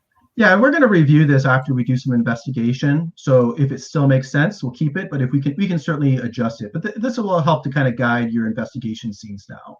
So your goal is, I don't see it. You said, David, you put it somewhere. Yeah, I put it in the operational objective. I don't see it though. Did I? Do you see it now? There we go. You have to unselect or Get out of that cell. Yep. Hit return and it should slot. All right, I see it now. All right, prevent the ritual. Great. Now we're going to move to some I'm going to mess that up every time. Investigation scenes. We're going to go around the table, And what you're going to do is you're going to frame a scene showing your operator doing something spyish. And you generally want to try to aim at one of your expertise, but you don't have to. But and again, this make it up. We don't have a lot to go by, but makes up something that kind of showing off your skills, trying to learn something more about some aspect of our bare bones operation. I think I'm gonna pick on Alan this time. Alan, I was going to volunteer because then perhaps I can model what this is about. So yeah, I think we are going to see Dom meeting Nigel. Nigel is an MI6 case officer in Prague working out of the embassy. And Dom knows about him because she's got MI6 background. And I think that we see them meeting for drinks. And I the way I'm playing this is that she knows who Nigel is. Nigel isn't entirely certain who or what she is. Mm-hmm. So there's a bit of suspicion at work here. But I'm looking to play the authority, and so Nige, tell me about what's going on at the cathedral on these nights. I've got clearance from Harry back at home office, so I just need it's a bit off the books, but I need to know what's going on. So can people just book the cathedral, or is there some place where records are kept? How's that work, Nige? So, Dom, I'm no rookie. You can't just bully me this way. There's hardly any records on you for the last 6 months. I'm seeing big flashing red lights when I look at your file. Why should I tell you anything? And that's when I reach between his legs, grab his balls, and say, "There's a very simple reason, Nige. There's a very simple reason why you should trust me. Because if you don't, I'm going to tear off your ghoulies." Beautiful. Let's go to the dice then. So if we all go to the dice room, this is our first roll. So let me explain how this works. So there's a matrix of dice that you see here before you. What you do is you just click on the die to highlight it, and then once you've built your dice pool, you're going to click the little refresh button down at the bottom, the little purplish pink refresh button. Do not click the trash can. Yeah, don't. But what you do, you always get the center die. You always get that. So Alan can select the gray die, which is currently a 2, but he can highlight that. And then, Alan, I think you're using your authority. So you can highlight the expertise die, which is the orangish colored die. And then, Alan, would you like to include your stress die?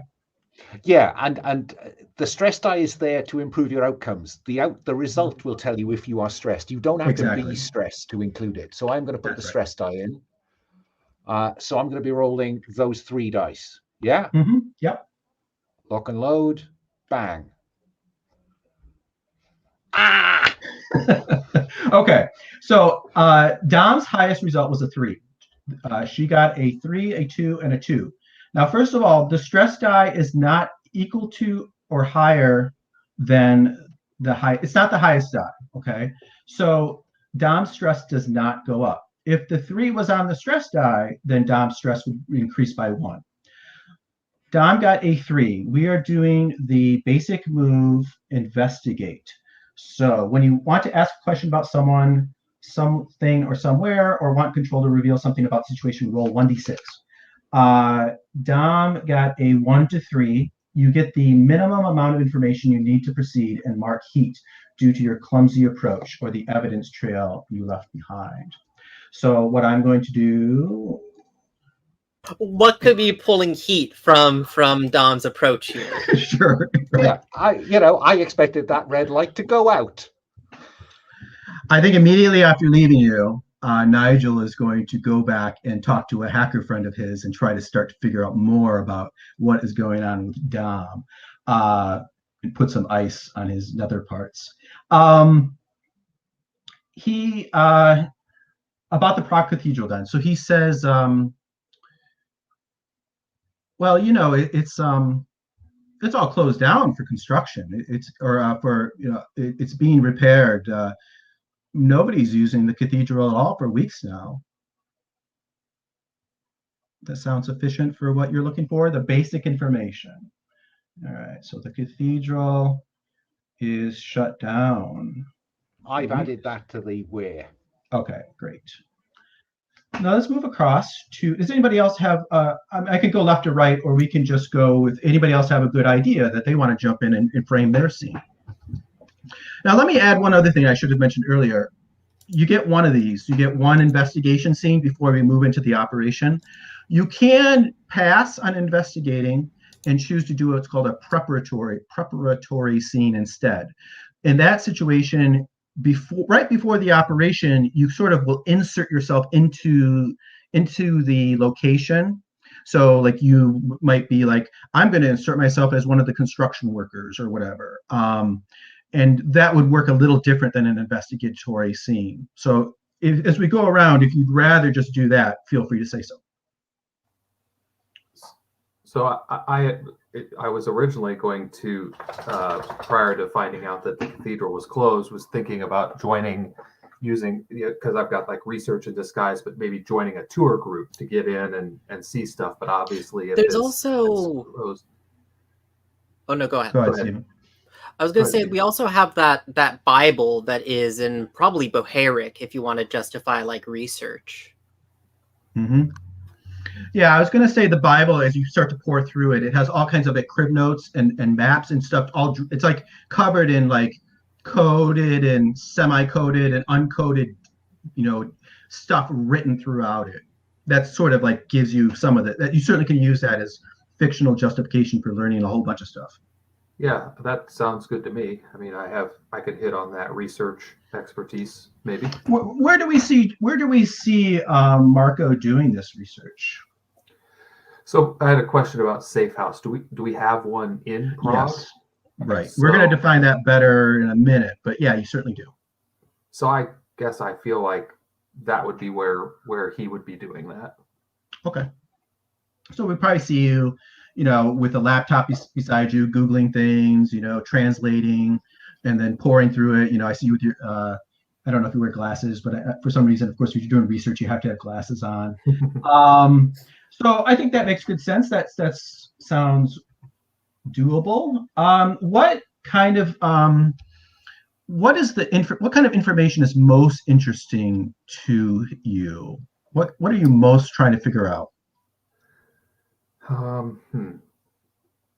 So I think he's wanting to find out more about the nature of the ritual to understand how we might be able to interrupt it and or stop it. Okay, perfect. So if we go to the dice roller, you always get so go ahead and highlight the gray die in the middle. You have research, right? So you can highlight the expertise die, the orange one. And then do you wish to include your stress die? I think I am, given that we started this with kind of being in desperate straits. It feels like it's really important to know stuff, and so I'm gonna give it a shot. All right, so highlight those 3 die and go ahead and hit that refresh button at the bottom. 6, a beautiful 6. Now it is your stress die is the highest, so you gain a point of stress. All right. And how does stress manifest for Marco? What do we see that shows he's stressing? I think he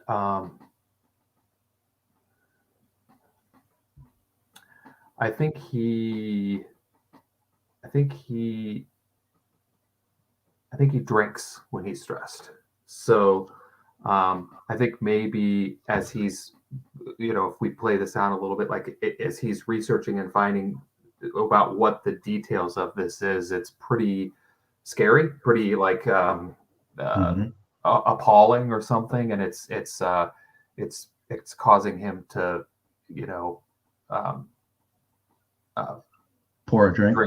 Pour a drink. Yeah. What kind of drink is he pouring? Vodka. Of course. All right, good. So there's a spot on your character keeper called manifest as underneath stress, where you can just kind of put in like a brief little thing that like manifest as drinking alcohol. Okay, so if we look under the basic move for investigate, so on a 6, you get the minimum needed to proceed, and control will also answer 2 questions. You also mark intel. So go ahead and give yourself a point of intel. You've learned something abstract, an abstract bit of information that you can use later to help yourself. So that's on row 27. Just click that first box under by intel. Perfect. But as you mentioned, this is scary stuff. You would usually go ahead and you would roll for stress. You would just roll a single die and see if it was higher than your current stress. But because you gained stress already on the research roll, you can't get stress twice on any one roll. So we will skip that part for this. So the basic information, you were saying more about the ritual. I think the ritual is called,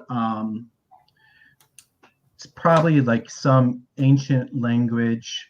What language would a Coptic Bible be in? Stephen, would you know? Would that be? Bohairic is like there are translations, but like the classic languages is Bohairic. Bohairic. Okay. It's kind of related to Arabic. It's part of like that family of languages. Okay, so let's say yes, it's an ancient Bible that it's in the Bohairic, and it describes the ritual in the sort of notes written in the margins of this Bible. It says it is the ritual of transformation.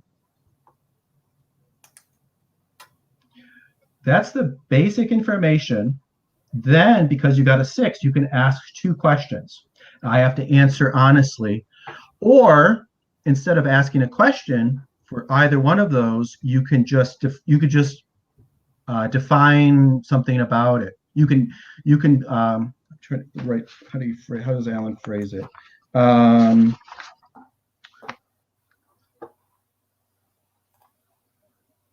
You can ask a question or make a statement about what they find. So you can have me fill in the gap, or you can do it yourself. 2 things. Can I phone a friend on if anybody else here has a thought on one question? Because I kind of had an idea for the statement. Is there something anybody thinks we should be specifically? I was going to throw the statement in. So I was thinking the transform. I was thinking a little bit about something about replacing, like a little Manchurian candidate, right? Like replacing an important figure with a like a doppelganger type thing, so that they could, as part of the conspiracy to gain additional power. Are you thinking of an actual exchange or like a shape-shifting effect, or what are you thinking?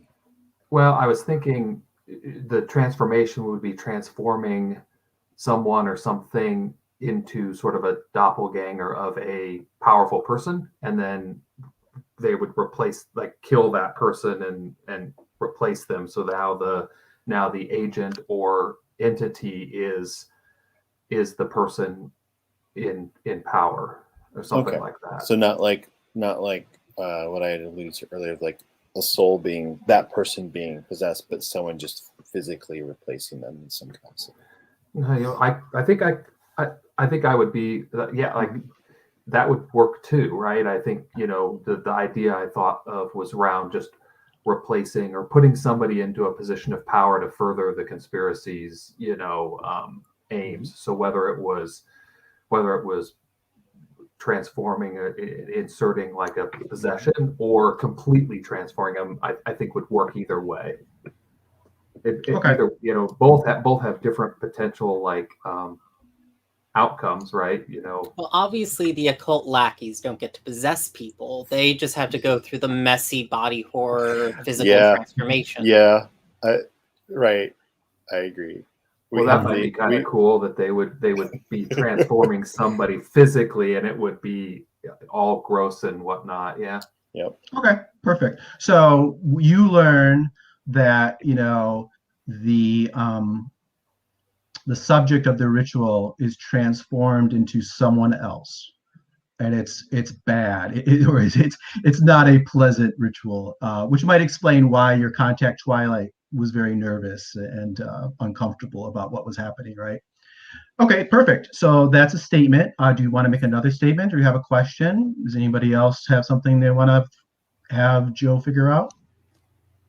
If you were kind of stumped, maybe a question might be what are the actual like components of the ritual or something like that. Yeah, that's good. I was thinking that too, like, because that backs into a little bit about how it might be able to be stopped if understanding how the ritual works. Mm-hmm. I think Alan just stole my thunder. Of course you need the essence of an angel for this to be done correctly. All right, I think that sounds good. You feel like that sufficiently gave you your two things, and there's a spot. I think someone, probably Alan, is kind of putting in some details. That's great. There's spots on this operation sheet where you guys can put these details in. That would be helpful. Let's move around. David or Stephen, do either one of you have an investigatory scene? Go ahead, David. I don't know if this is a prepare or an investigative. So I have two ideas too. One is the obvious one of using my burglary experience to kind of check the location out, kind of poking around physically in like a montage of, since it's under construction, hopefully they'll mean like there's fewer people around, but actually like physically moving around in all of the spaces, maybe finding a crypt or something. The other one is a little bit more sort of metaphysical, and what I was thinking of for that second one is doing a kind of bloodletting ritual to discern the identity of this angel subject. Okay. I think either one of them would fit. Which one do you prefer? I think in these kind of scenes, we don't want to like have you get into the location necessarily, but you certainly could be checking it out beforehand. Like sort of like unobtrusively checking the doors, making observations. Seeing what kind of locks they're using, seeing what the entrances are to the cathedral. I can certainly see that, and that would be an investigatory scene. And then the other supernatural kind of thing, we could certainly sort that out, how we would do that. Which one do you prefer? Either. Roll a die. So I think it personally, since this is involving an angel, probably the second one. Even though probably like from a task, like they should do the surveillance one. Right. Yeah. There's Alan notes that there's no expertise related to supernatural ability, but I think this is probably a good time to introduce the idea of contacts. Sure. So if you scroll down towards the bottom of your character, there's a list of contacts, and at any point when you need to get something, or in this case maybe to get some sort of expertise, you can declare a contact. It costs you a stress. You have to take a stress to make a contact with somebody, and they will give you what it is you need. So in this case, it looks like maybe you're doing some sort of magic ritual, and obviously you can't really do that, but I think even just to get the fictional positioning to even try it, let's look through our list. Let's see who, if any of these would be a fit for that. I think the only one that maybe librarian. They can tell you about weird shit. Does that work for you? Yeah. So what you do is select librarian from the list Okay. under expertise for that contact. Sure. What is the name of this librarian familiar with the supernatural here in Prague that you have a contact? I am going to Professor Rose. Let's see. Rose. I'm just gonna say they go by like probably an alias. There we go, Rose Armand. So someone who may have been an actual professor but had been forced out and because of their beliefs and is now basically living in other cities across Europe. Okay. What kind of place do you think you're meeting with Professor? I think Armand? yeah, this is probably in some equivalent of like an opium den. Okay. Right? Some whatever that is in this sort of setting, like somewhere where like outcasts maybe go and like seek refuge because no one understands them. So Professor Armand is his eyes are heavily dilated. There's some sitar music or something playing in the background. I mean, it can it's be a like hazy den. It can be like Daft Punk. Like, I mean, it doesn't need to be a sitar, but yeah. Yeah, there's you tell something me. Going on. Yeah, I feel like Yeah. there's some like trance music, digital trance music playing. Perfect. Yeah. And there's shadow tables, scattered around this basement, illegal hangout. And is Rose, what pronouns do you think they use? I think probably she, her. Okay. And she's probably in her late 40s. Oh, it causes marketing stress. No problem. Yeah, so I think long dark, shadows under the eyes, like not taking care of themselves very well. Their self-care is very low. And and she reaches and she sort of like grazes your face and she says, you're caught up with something bad, Purity. What is it you want? I want to help the true people. I want to help those messengers who connect us to our higher potential. And one of them may be in grave danger. I want to find them and protect them. She says, it's very dangerous. That's some bad mojo you're talking about. It's worth it. She says, okay. And she pushes you a little satchel across the table. She says, be careful. I can't afford to be careful right now. Okay, so let's, we'll switch from there to you. Where do you go to do this ritual or to do this little spell that you're trying to do? Like I use like a burner account and I get like this little Airbnb, this like little like old lady boutique Airbnb place. It's on the cheap, kind of on the edge of town. There's probably like got a lot of like little handcrafted towels and flowers and things around it, like totally against type.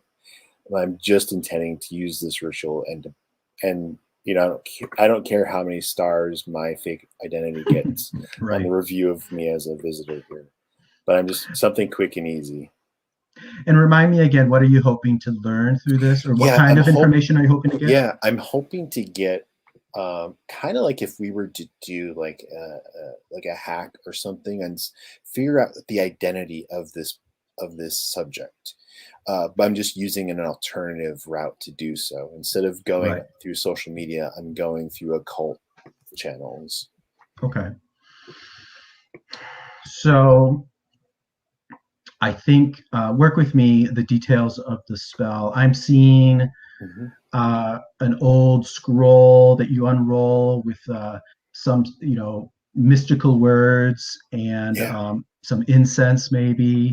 Yeah, I'm thinking of one of those really narrow, small ones that you can easily like hide, but it's like really, really long.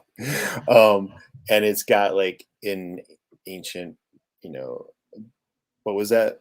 Not Bohemian, Boheric? or if it's actually angelic, there might be some Enochian thrown in here and there. Sure. But like this long thing that I probably have to like, maybe it's long enough that I even kind of make a circle around me with it, and I put some like salt on the edge of it. Exactly. I have this, yes. And I've got like this nasty smelling incense and things, and it probably does involve some of my blood during it to connect me to what's going on here. So I've probably got like the equivalent of like whatever in the Airbnb, like one of those like big box like cutlery set in front of me and everything. So it's a cross between like this really nice like old ladies home stuff with like just cheap stuff that I've purchased for this event. All right, I think we're ready for the dice. So you've got the gray die automatically. You've earned your expertise, so you can use that orange die. Do you wish to include your stress die? Yeah. Go ahead and roll the 3 die when you're ready. Do I just click on them to activate them? Yeah, they should be able to highlight them when you click on them. 2, 3. Okay, here we go. Oh, wonderful. Okay, so your top roll's a 4. It's not on your stress dice. Your stress does not increase. You stay cool doing the lights dim, of course, and strange, a strange deep voice comes from beyond. It's speaking to you. If we go to basic moves, investigate, and we look at 4 to 5, you get the minimum needed to proceed, and control will also answer 1 question. Let me check one thing first before I forget. I want to make sure. Should I, because I'm using context, should I add check another box on my stress on my character? Yeah, your stress should go to 2. Yeah. Okay, let me do that. Yeah, using a contact, you have to burn a stress. Yep. Yeah. Oh, someone. There it is. No, it starts at 1. You go to 2. Yep. There we go. There you go. Cool. All right. So the basic information I'll say is, the voice from beyond says,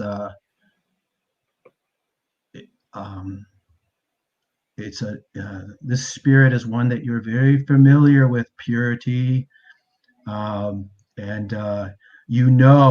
that doesn't say it, but that this is the angel that you and your cult have been praying and following for all of your life, I guess. Oh my goodness. So I'm probably my eyes are shut. I'm crying so hard that there's like blood potentially coming down. Of course there is. And I'm just like shaking and in almost like a fever state of like rapture of like this proves that the faith is right. And like this is my calling, that no matter what.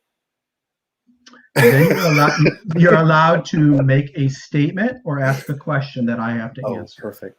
Okay. So, and this is, I'm just going with what I know from like, Hollywood versions of this stuff. Perfect. So if I can get the true name of this angel, that would hold power to connect us with them. That would probably be what I would seek. Okay. I will let you define that, but I will tell you mechanically, if we go to the Supernaturals tab, I'm going to put in the creatures. For now, I'll just put in angel. Sure.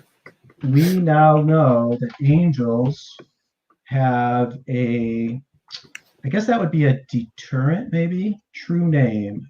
So I've gone over under deterrence and I put in true name. So we know that if you know the true name of an angel, you can use as a deterrent. What do you think this angel's name is? So personally, I think that it's kind of like in scripture, like Yahweh is the closest we could get to a pronounceable name. Like I feel like it's like it's more of a sound of an idea.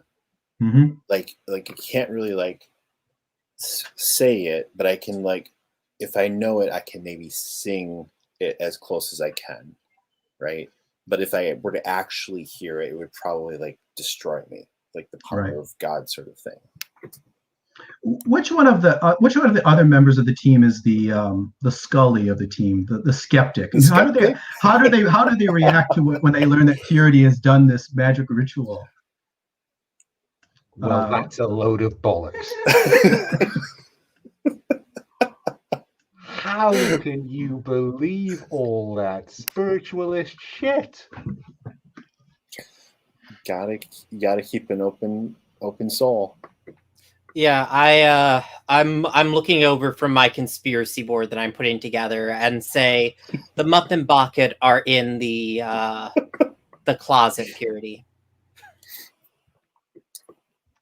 I paced badly. I think we're overdue for a break, so we're going to take a sure. 5-minute. We'll take a 5-minute break, and then we'll come back and we'll do Steven's scene, and then we'll get where we get. Okay, I'll see you guys in 5.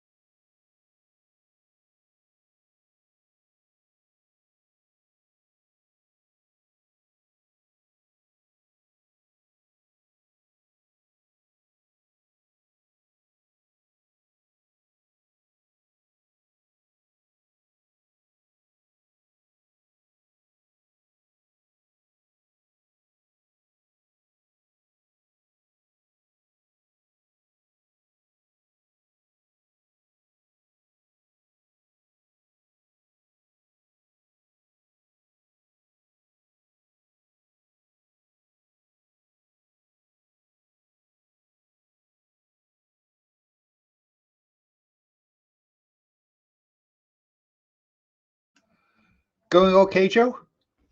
It's awesome. I'm really having fun. So, my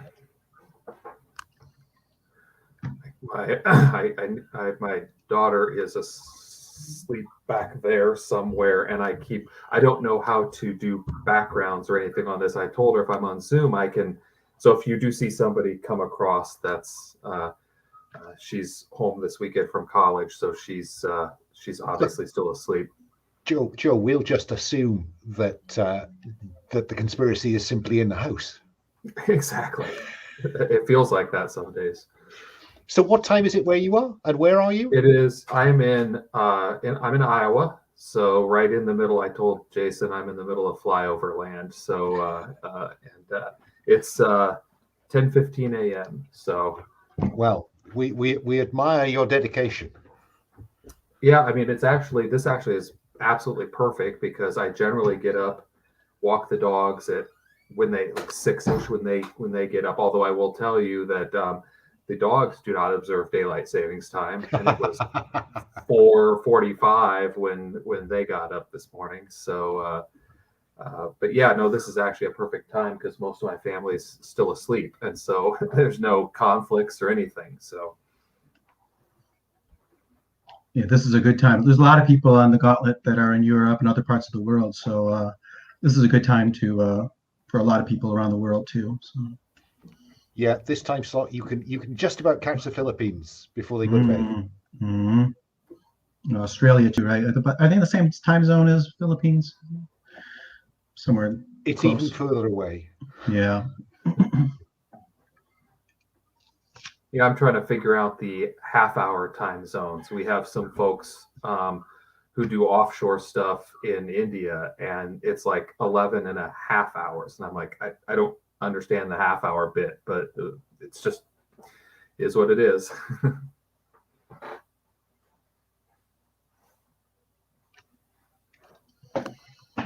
All right, everyone is back. Carla, what kind of investigation scene would you like to have? Yeah, I think that that's actually the seg from where we left. I think that Carla is doing the kind of slow, boring work of prepping for an op. I think that she is taking I think that actually she is like paying various like backpacking students to like take tourist photos around the cathedral for her company, and she is sort of um like getting like connecting together lines between all of the various construction workers and stuff that are the construction workers that are caught in the photos, and she is like putting together lines of command who seems to be on site frequently, who looks like they have actual like military or like combat experience versus people who are just workers. Like she's trying to put together how many, like what kind of who are the dangerous targets, who are just like civilians, well, civilians in the sense that they don't have but they're not going to have like armed combat training or something. Okay, that sounds perfect. Let's roll the dice, and then we'll be able to kind of figure out what you can learn from these tourists and their pictures. I can see persuasion, kind of convincing the students to help you, or military, or not, or insight to kind of put it all together. Which one do you think? I was actually the one I mean, it's fine. I was thinking of those others as well. I was actually thinking of military field craft in that I was trying to put together a like not traditional military, but like special ops military, where I was trying to put being together, able to recognize, yeah, the professionals from the actual real construction people, if there are any. Yeah. Okay, perfect. Let's go to the dice then. So you get the gray die, you get the expertise die. Do you wish to include your stress die? Sure. I mean, everybody's doing it. Might as well. Sure. Go ahead and roll when you're ready. Okay, so you got the 4. It's not on your stress die. So we go to investigation. I think it's you get the basic information plus you can ask one question. I am going to say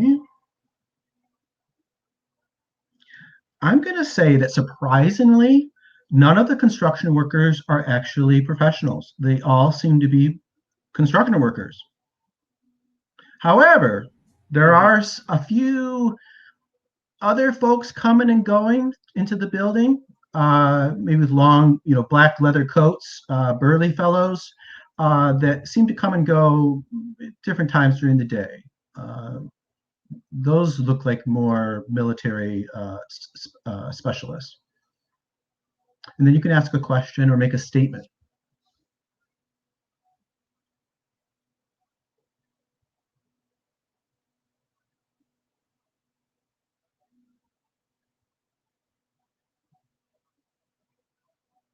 And as always, if you feel the need, you can ask the table if they have any input, collaborate together. I think what would be the best entry point for a clandestine assault? Okay, yeah.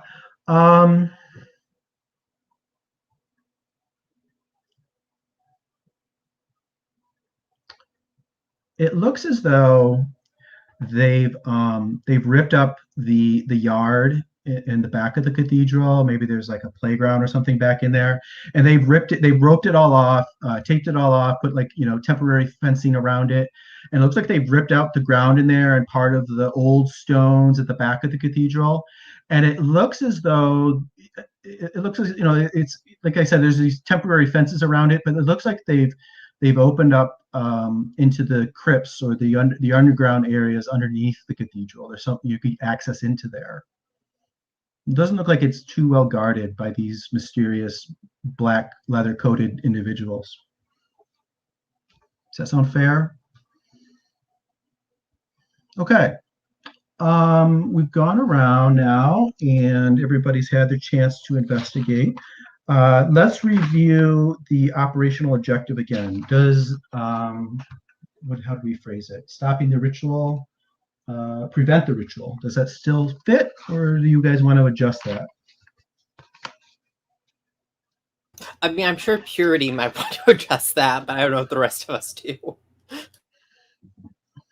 Yeah, I have a horrible feeling that Purity's separate agenda may be revealed over time. I think it's, higher power willing, it's all going to work out for us in the end. Okay.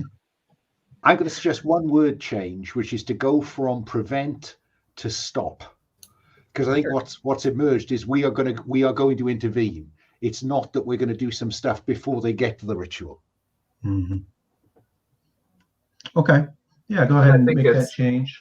And I think if some of us are skeptical about this angel business anyway, we'll just stop it. Some of us are going to be going in, I think, just however we need to stop this, we stop it. And so, I mean, Purity had lost quite a bit of blood when they saw that. Yes, hallucinations abound. Yeah. Okay, so can I just if we left the bit of abuse that Dom threw at Purity. I just wonder if Purity wanted to use that as an opening for Seek Relief from the Horror. If Purity wanted to come back at Dom. Okay, let me take a look at that tab. Yeah, so what Alan's talking about is under Seek Relief from the Horror. One of them is called, is it Behave Badly? If you verbally or physically abuse someone or chat them up in the hope of meaningless sex, you can reduce your stress by 1 and then you roll a d6. So if you wanted to get nasty with Dom, go ahead and do so, and then we'll activate that move. Or you can pass. I mean, you're only at 2. That's not too bad, right? Yeah. I kind of feel like Purity has faced skepticism by the non-believers before. And unless it gets to be really inappropriate or interfering in the mission, I think Purity's going to kind of roll with it because they know that they're right anyways.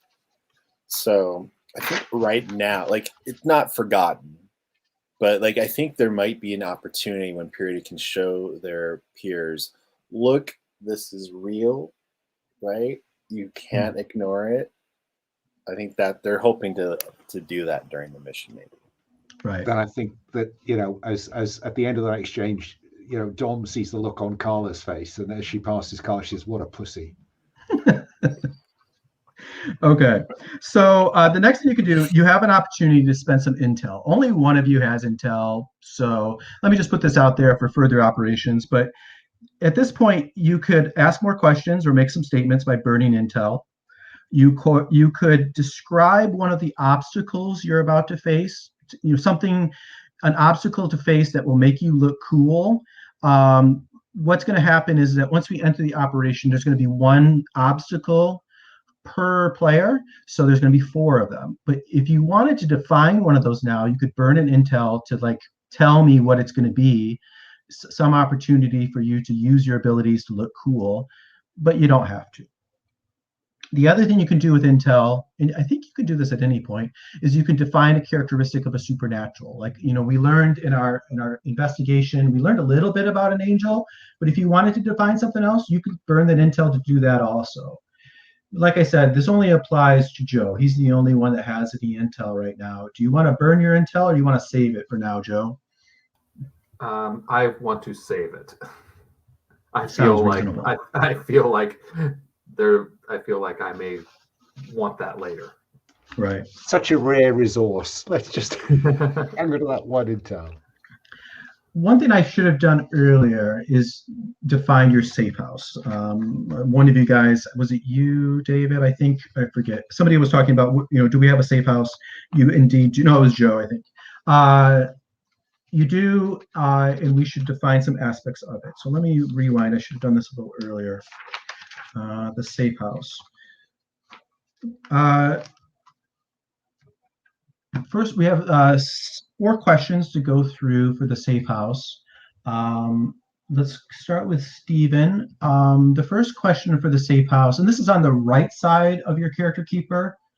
If you scroll over to AT, AU, AV columns, it's over there. And there's 4 questions that we defined for our safe house. The first is, what is this place like? Briefly describe it. So Carla, what is our safe house like?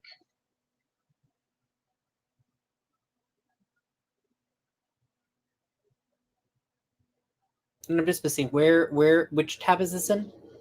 It's on the first tab, operators. If you scroll to the far right, past all the players, columns AT is where it starts.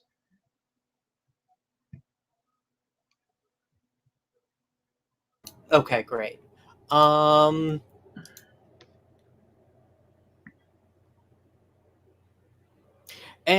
to check, is this like a place that we'll be returning to, or is this will this change from like session to session?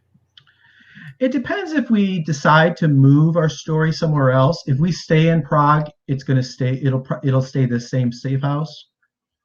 But if we move to Madrid or something, we'll change it. But... Yeah, I was just curious. Yeah, in that case, I think that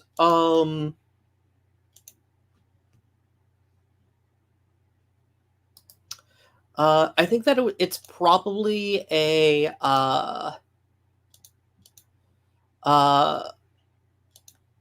public, like an underground rail station that was condemned about a decade back and quietly acquired and refitted.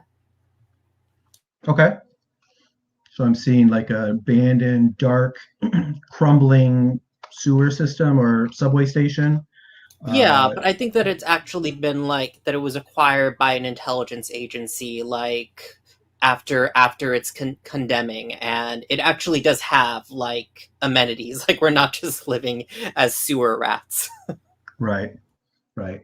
Maybe Marco has sort of erased it from the records of whatever intelligence agency created it originally, so that that's what I was thinking, is that it would be if we want to know what the single thing reassures you that this place is safe is, that's where I was going to suggest that I had gone in and scrubbed, to like what Carla said. It was maybe an expansion of the subway or whatever that got canceled, right? And so stations had been built, but then I went in and erased all record that had ever happened. And that's how we know. That's how we know it's safe. I like that there's like we can regularly like hear like a passing train from the other side of like a like walled off entrance. Right. Perfect. So yeah, the two of you go ahead and we'll have those be the parts you did. So Stephen, go ahead and fill in a little bit of detail under what this place like, and Joe, go ahead and fill in what single thing reassures you that reassures you most that this place is safe. Let's go to David. Why don't you tell us what kind of innocent bystanders are vulnerable? Okay. I'm going to say that since, all these changes has happened, kind of like post-Cold War era, that there's like a hospital, like a branch hospital, maybe not like a main hospital, like a branch hospital. And let's make it, maybe this is too much. Would a children's hospital be too much? People had like harm to children, so maybe Sure. let's shy away.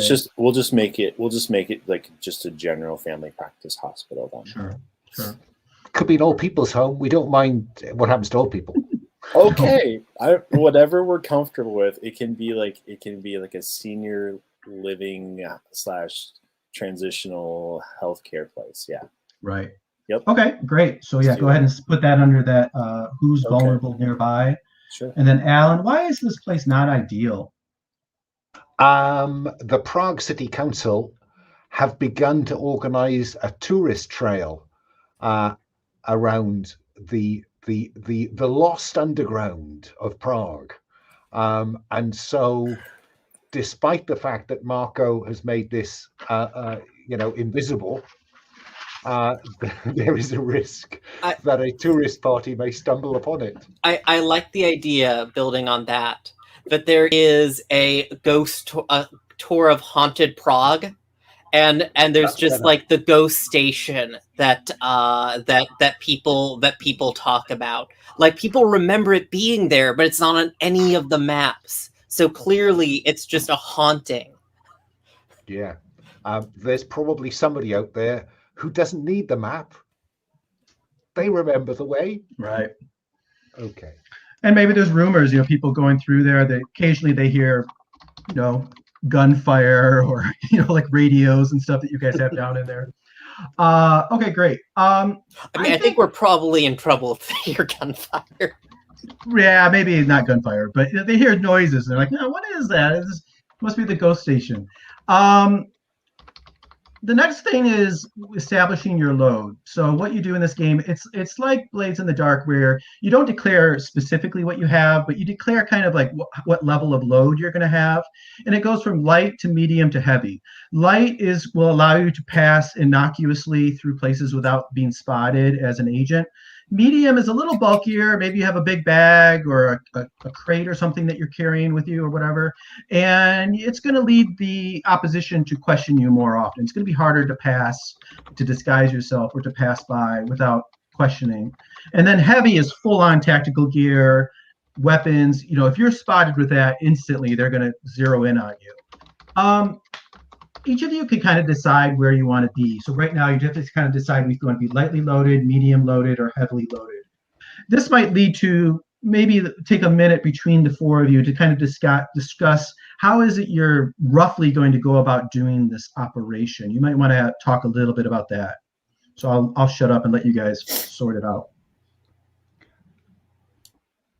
So I'm kind of assuming we're going through that hole. You want to enter the hole, Dom?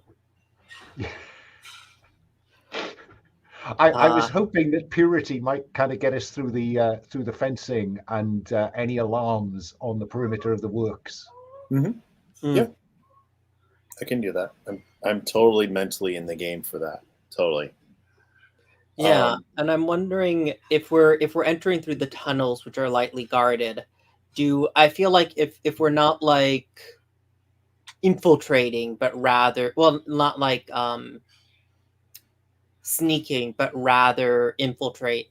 Sorry, I'm trying to think of the right way of phrasing this. If we're entering kind of through non-social infiltration, like physical infiltration, I feel like probably medium is where the lightest we'd want to be at. But you were going to say something, Purity. Well, I think having, being prepared for resistance is always wise. So I think we can attempt to minimize the alert that we represent by bypassing the obvious thing. But my suspicion is that we're going to have to eventually resort to some aggressive, efforts once we get into the area proper. The other thing you might want to calculate in is that the first time you use some of those expertise, Jason will ask you to select particular pieces of equipment. So the first time that Marco does some digital intrusion, Marco will have to have room to carry a laptop or tablet. And the first time Purity breaks into something, he's going to need that B&E kit. So you might just want to check out the equipment list and see what kind of how many slots they're going to take. That might give you an idea of how much headroom you want above that. So should I? I'm sorry. Okay. Go ahead. So that's, you're saying on like basically around row 35 or just the load? Yeah, if you go down to row 36, okay, there's a series of drop downs. And now that is an equipment list. There's more stuff you could put in if you wanted to, but I'm thinking that burglary kit will require you to mark one of those gear slots. Okay. I'm thinking medium for my character. So burglary kit is a tech 1. How many slots do we mark for light versus medium? If you look at the top, light gives you 3 spaces. Okay. Medium adds another 2. Okay. Heavy adds the last 1. All righty. So and the other question? Sure.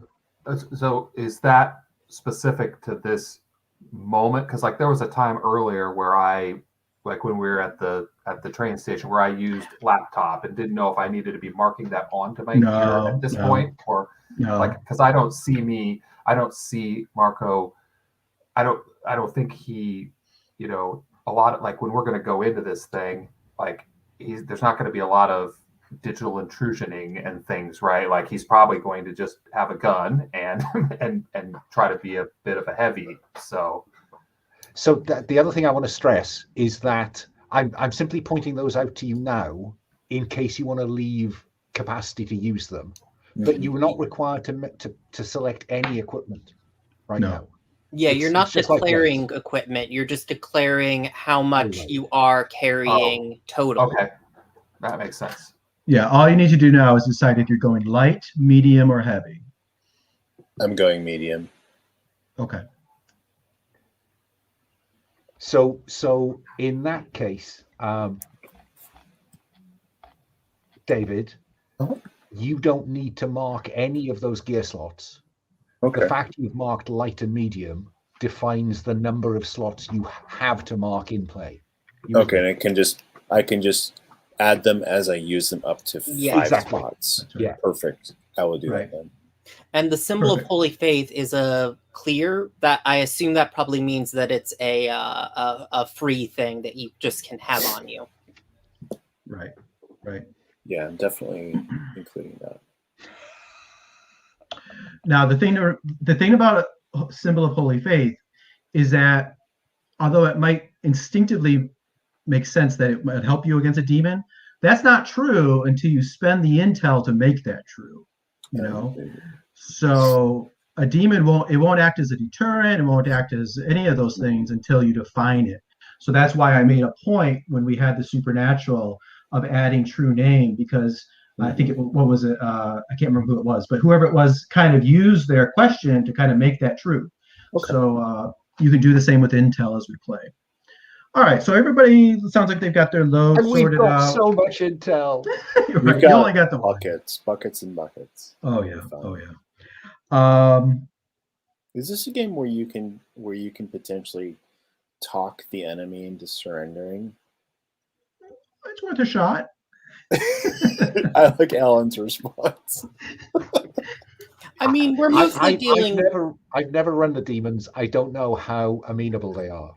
Yeah. Yeah. I'd also say we're mostly dealing with like occultist minions right now, so there's certainly probably more room there than like Satan. Right, and I don't expect us to see any actual demons in the first episode, but you never know. Right. Just Okay, an so angel. let's go ahead and we'll play for about 10 more minutes, and then I'm going to stop for stars and wishes. So we'll get into the operation. We're not going to finish it, but we'll get going. So we begin with you guys all outside of the church, of the cathedral, and it's surrounded by scaffolding. And what time of the day, David? What time of day are you guys making your move here? Well, of course, Twilight again. Okay. Because we can only afford to shoot at that time of day. Right. We see the construction workers packing up their lunch boxes, grabbing their coats, and starting to leave the structure. And several, like spaced around the building, we see some of these black coated figures. Maybe a few walking this perimeter around this fenced in. The cathedral is surrounded by temporary construction fencing. And the four of you are, in the shadows nearby. It's still pretty busy streets and stuff around, though. I imagine there's quite a bit of, public people moving about and whatnot, for good or ill. Let me start. We'll go maybe go like left or right on our character keeper. Stephen, what is your first action, or what are you doing, I guess?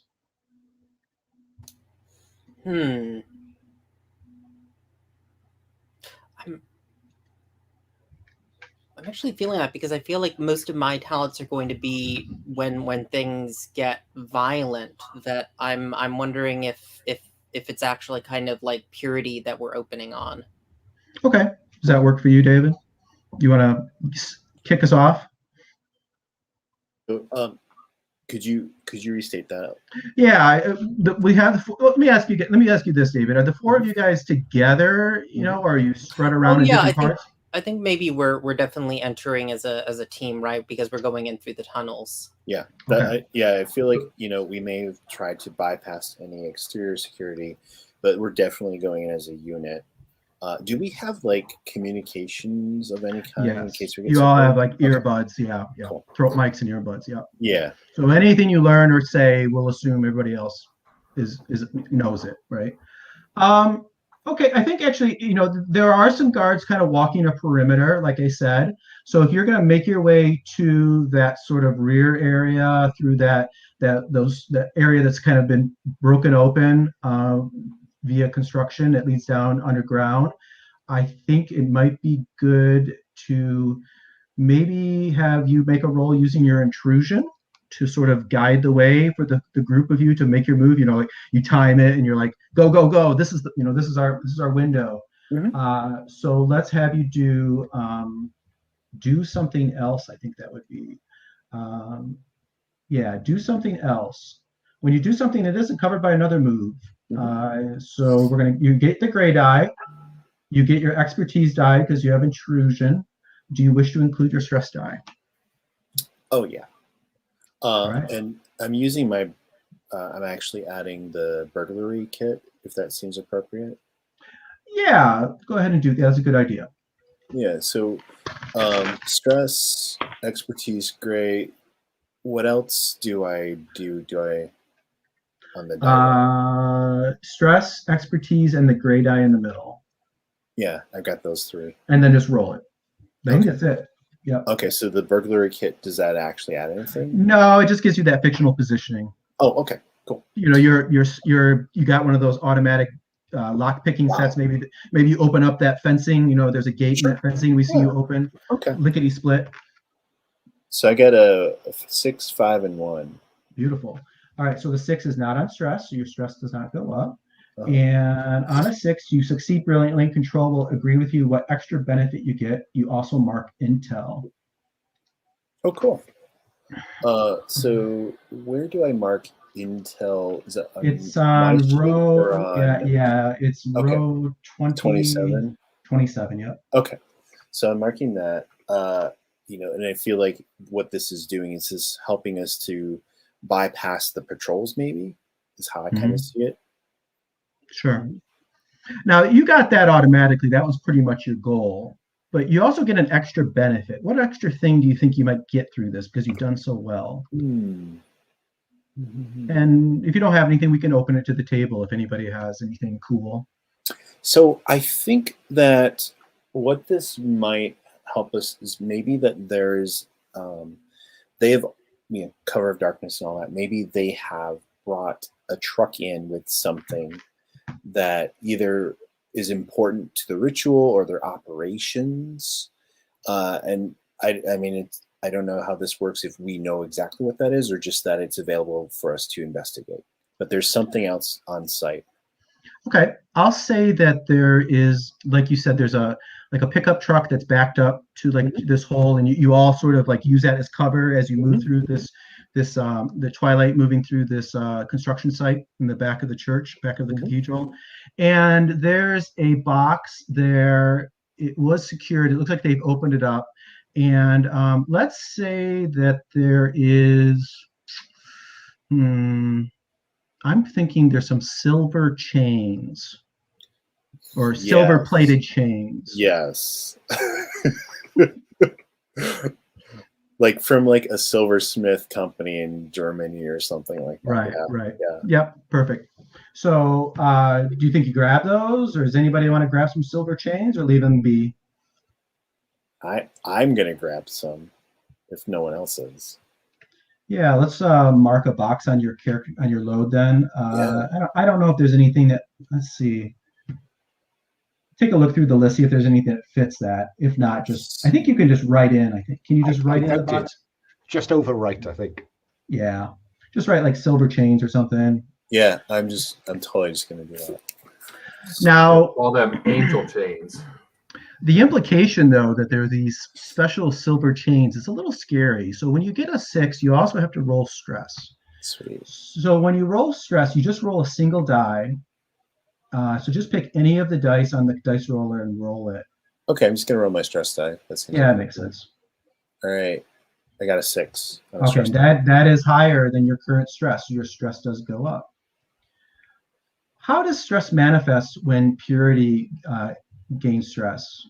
How can you tell that he's starting to stress? I begin unconsciously murmuring prayers in Enochian. So I'm not completely silent. And it's just like a thing. Jesus, Carlo, what's with that guy? You guys get in there and you start to move into this underground area. And there's some ancient steps, that descend down. I'm going to introduce our first obstacle. I'm going to say that there is probably Marco's practice eye spots the red blinking lights of motion sensors. Spaced a few places along these stairs going down. So I'm going to choose an obstacle. Let's see, what would that be? I'll figure it out. But Marco, what do you do when you spot these motion sensors? So I think we're established kind of Purity is kind of leading our way. And so I think I see these things and I kind of grab him and kind of pull him back and say, would you shut up for just a second and pay attention? And Okay, point out, and I'm pointing out the sensors to everybody. Right. So everybody freezes. You can try to deactivate them, remove them, or just plunge on through. So I guess that depends a little bit on, do I know enough about these that I could see whether, I mean, I don't know if we see like the if we see the thing where you could like throw some dust up and you see all the little lines, is that kind of what we're talking about there a little bit? Like that's what I see. Like you, Absolutely. so I kind of toss a little bit of dust up and you can. It's like a temporary bypass. Yeah, and you see there's also a of course there's a little control panel, somewhat put off to the side, but you spot it, your practice eye can spot it. There's probably a spot where you can hook in your computer and try to hack this sucker. Yeah, that's so I think then I would probably mark the laptop. Is that laptop gear? Yeah. Yeah, I think so. Yep. And yeah, I'll give that a shot. Okay. This is right in your ballpark. So you can roll the gray die, the expertise die. Do you wish to include your stress die? Of course. I won't even think twice about that until I have 3 or 4, probably. Sure. Why not? All right, go ahead and roll those 3 die when you're ready. Yes. I looked away. Did you roll? I did. I got the 1 is the stress die. Yep, the 6. Yeah. All right, that's a perfect roll right there. So you get a point of intel, and you let's try it. Basic move, doing something else. You succeed brilliantly. You get an extra benefit. What extra benefit you think? You've done so well that you could get something else out of this. So I was thinking that as he hacks into this, he not only is able to disable this, but he sees where they're like the other parts of the security system that they've set up. He now knows where those are as well. Right. I'll go even farther. I'll say that you get like a little bit of a floor plan of this this crypt area underneath. And you can see that the area in front of you is listed as flooded, which is a little scary that you're moving down. The only way through is through this flooded area. So because you got a 6, you have to roll for stress. So you roll a single die. Probably that stress die makes most sense. All right. Roll that green stress die. No whammies. Okay. You're at 2 now, right? So it does not increase. No, you're at 2. So you rolled a 2, so you're fine. Okay. So I think we see the 4 of you descending down to the darkness. Oh, by the way, it is really dark. If you want light, mark a light device of some sort. I think it's under flashlight / headlamp. Yeah. So those of you that want to have your light with you, go ahead and mark that. But I think we see the 4 of you descending, your flashlights, flashing around. And let's stop there for today, getting into this action. Before I forget, is everybody okay putting this on YouTube, making it public? It's all good? Great, thank you. Let us go around and do stars and wishes. So Joe, this is a common way to debrief, quick way of debriefing in a semi-structured way. What we do is we go around the table and everybody shares a little bit of what really worked for you, a star, whether it was something someone did, it's something about the game, whatever, and give it a star, give some positive feedback. And in addition, give a wish, something you would like to see next time or see done differently, or something that we haven't done that you want to introduce to the game. It just sort of gives us some guidance of what we want to see as we move forward. So the way I do it is I go around the table. You can do both at the same time if you want. You can do one and we'll come back to you. However you want to do it is fine with me. Let me go left or right on the character keeper and start with you, Stephen. Do you have any stars and wishes for us? mean, yeah, stars to David for just going full on. I'm gonna do a blood ritual. That was fun.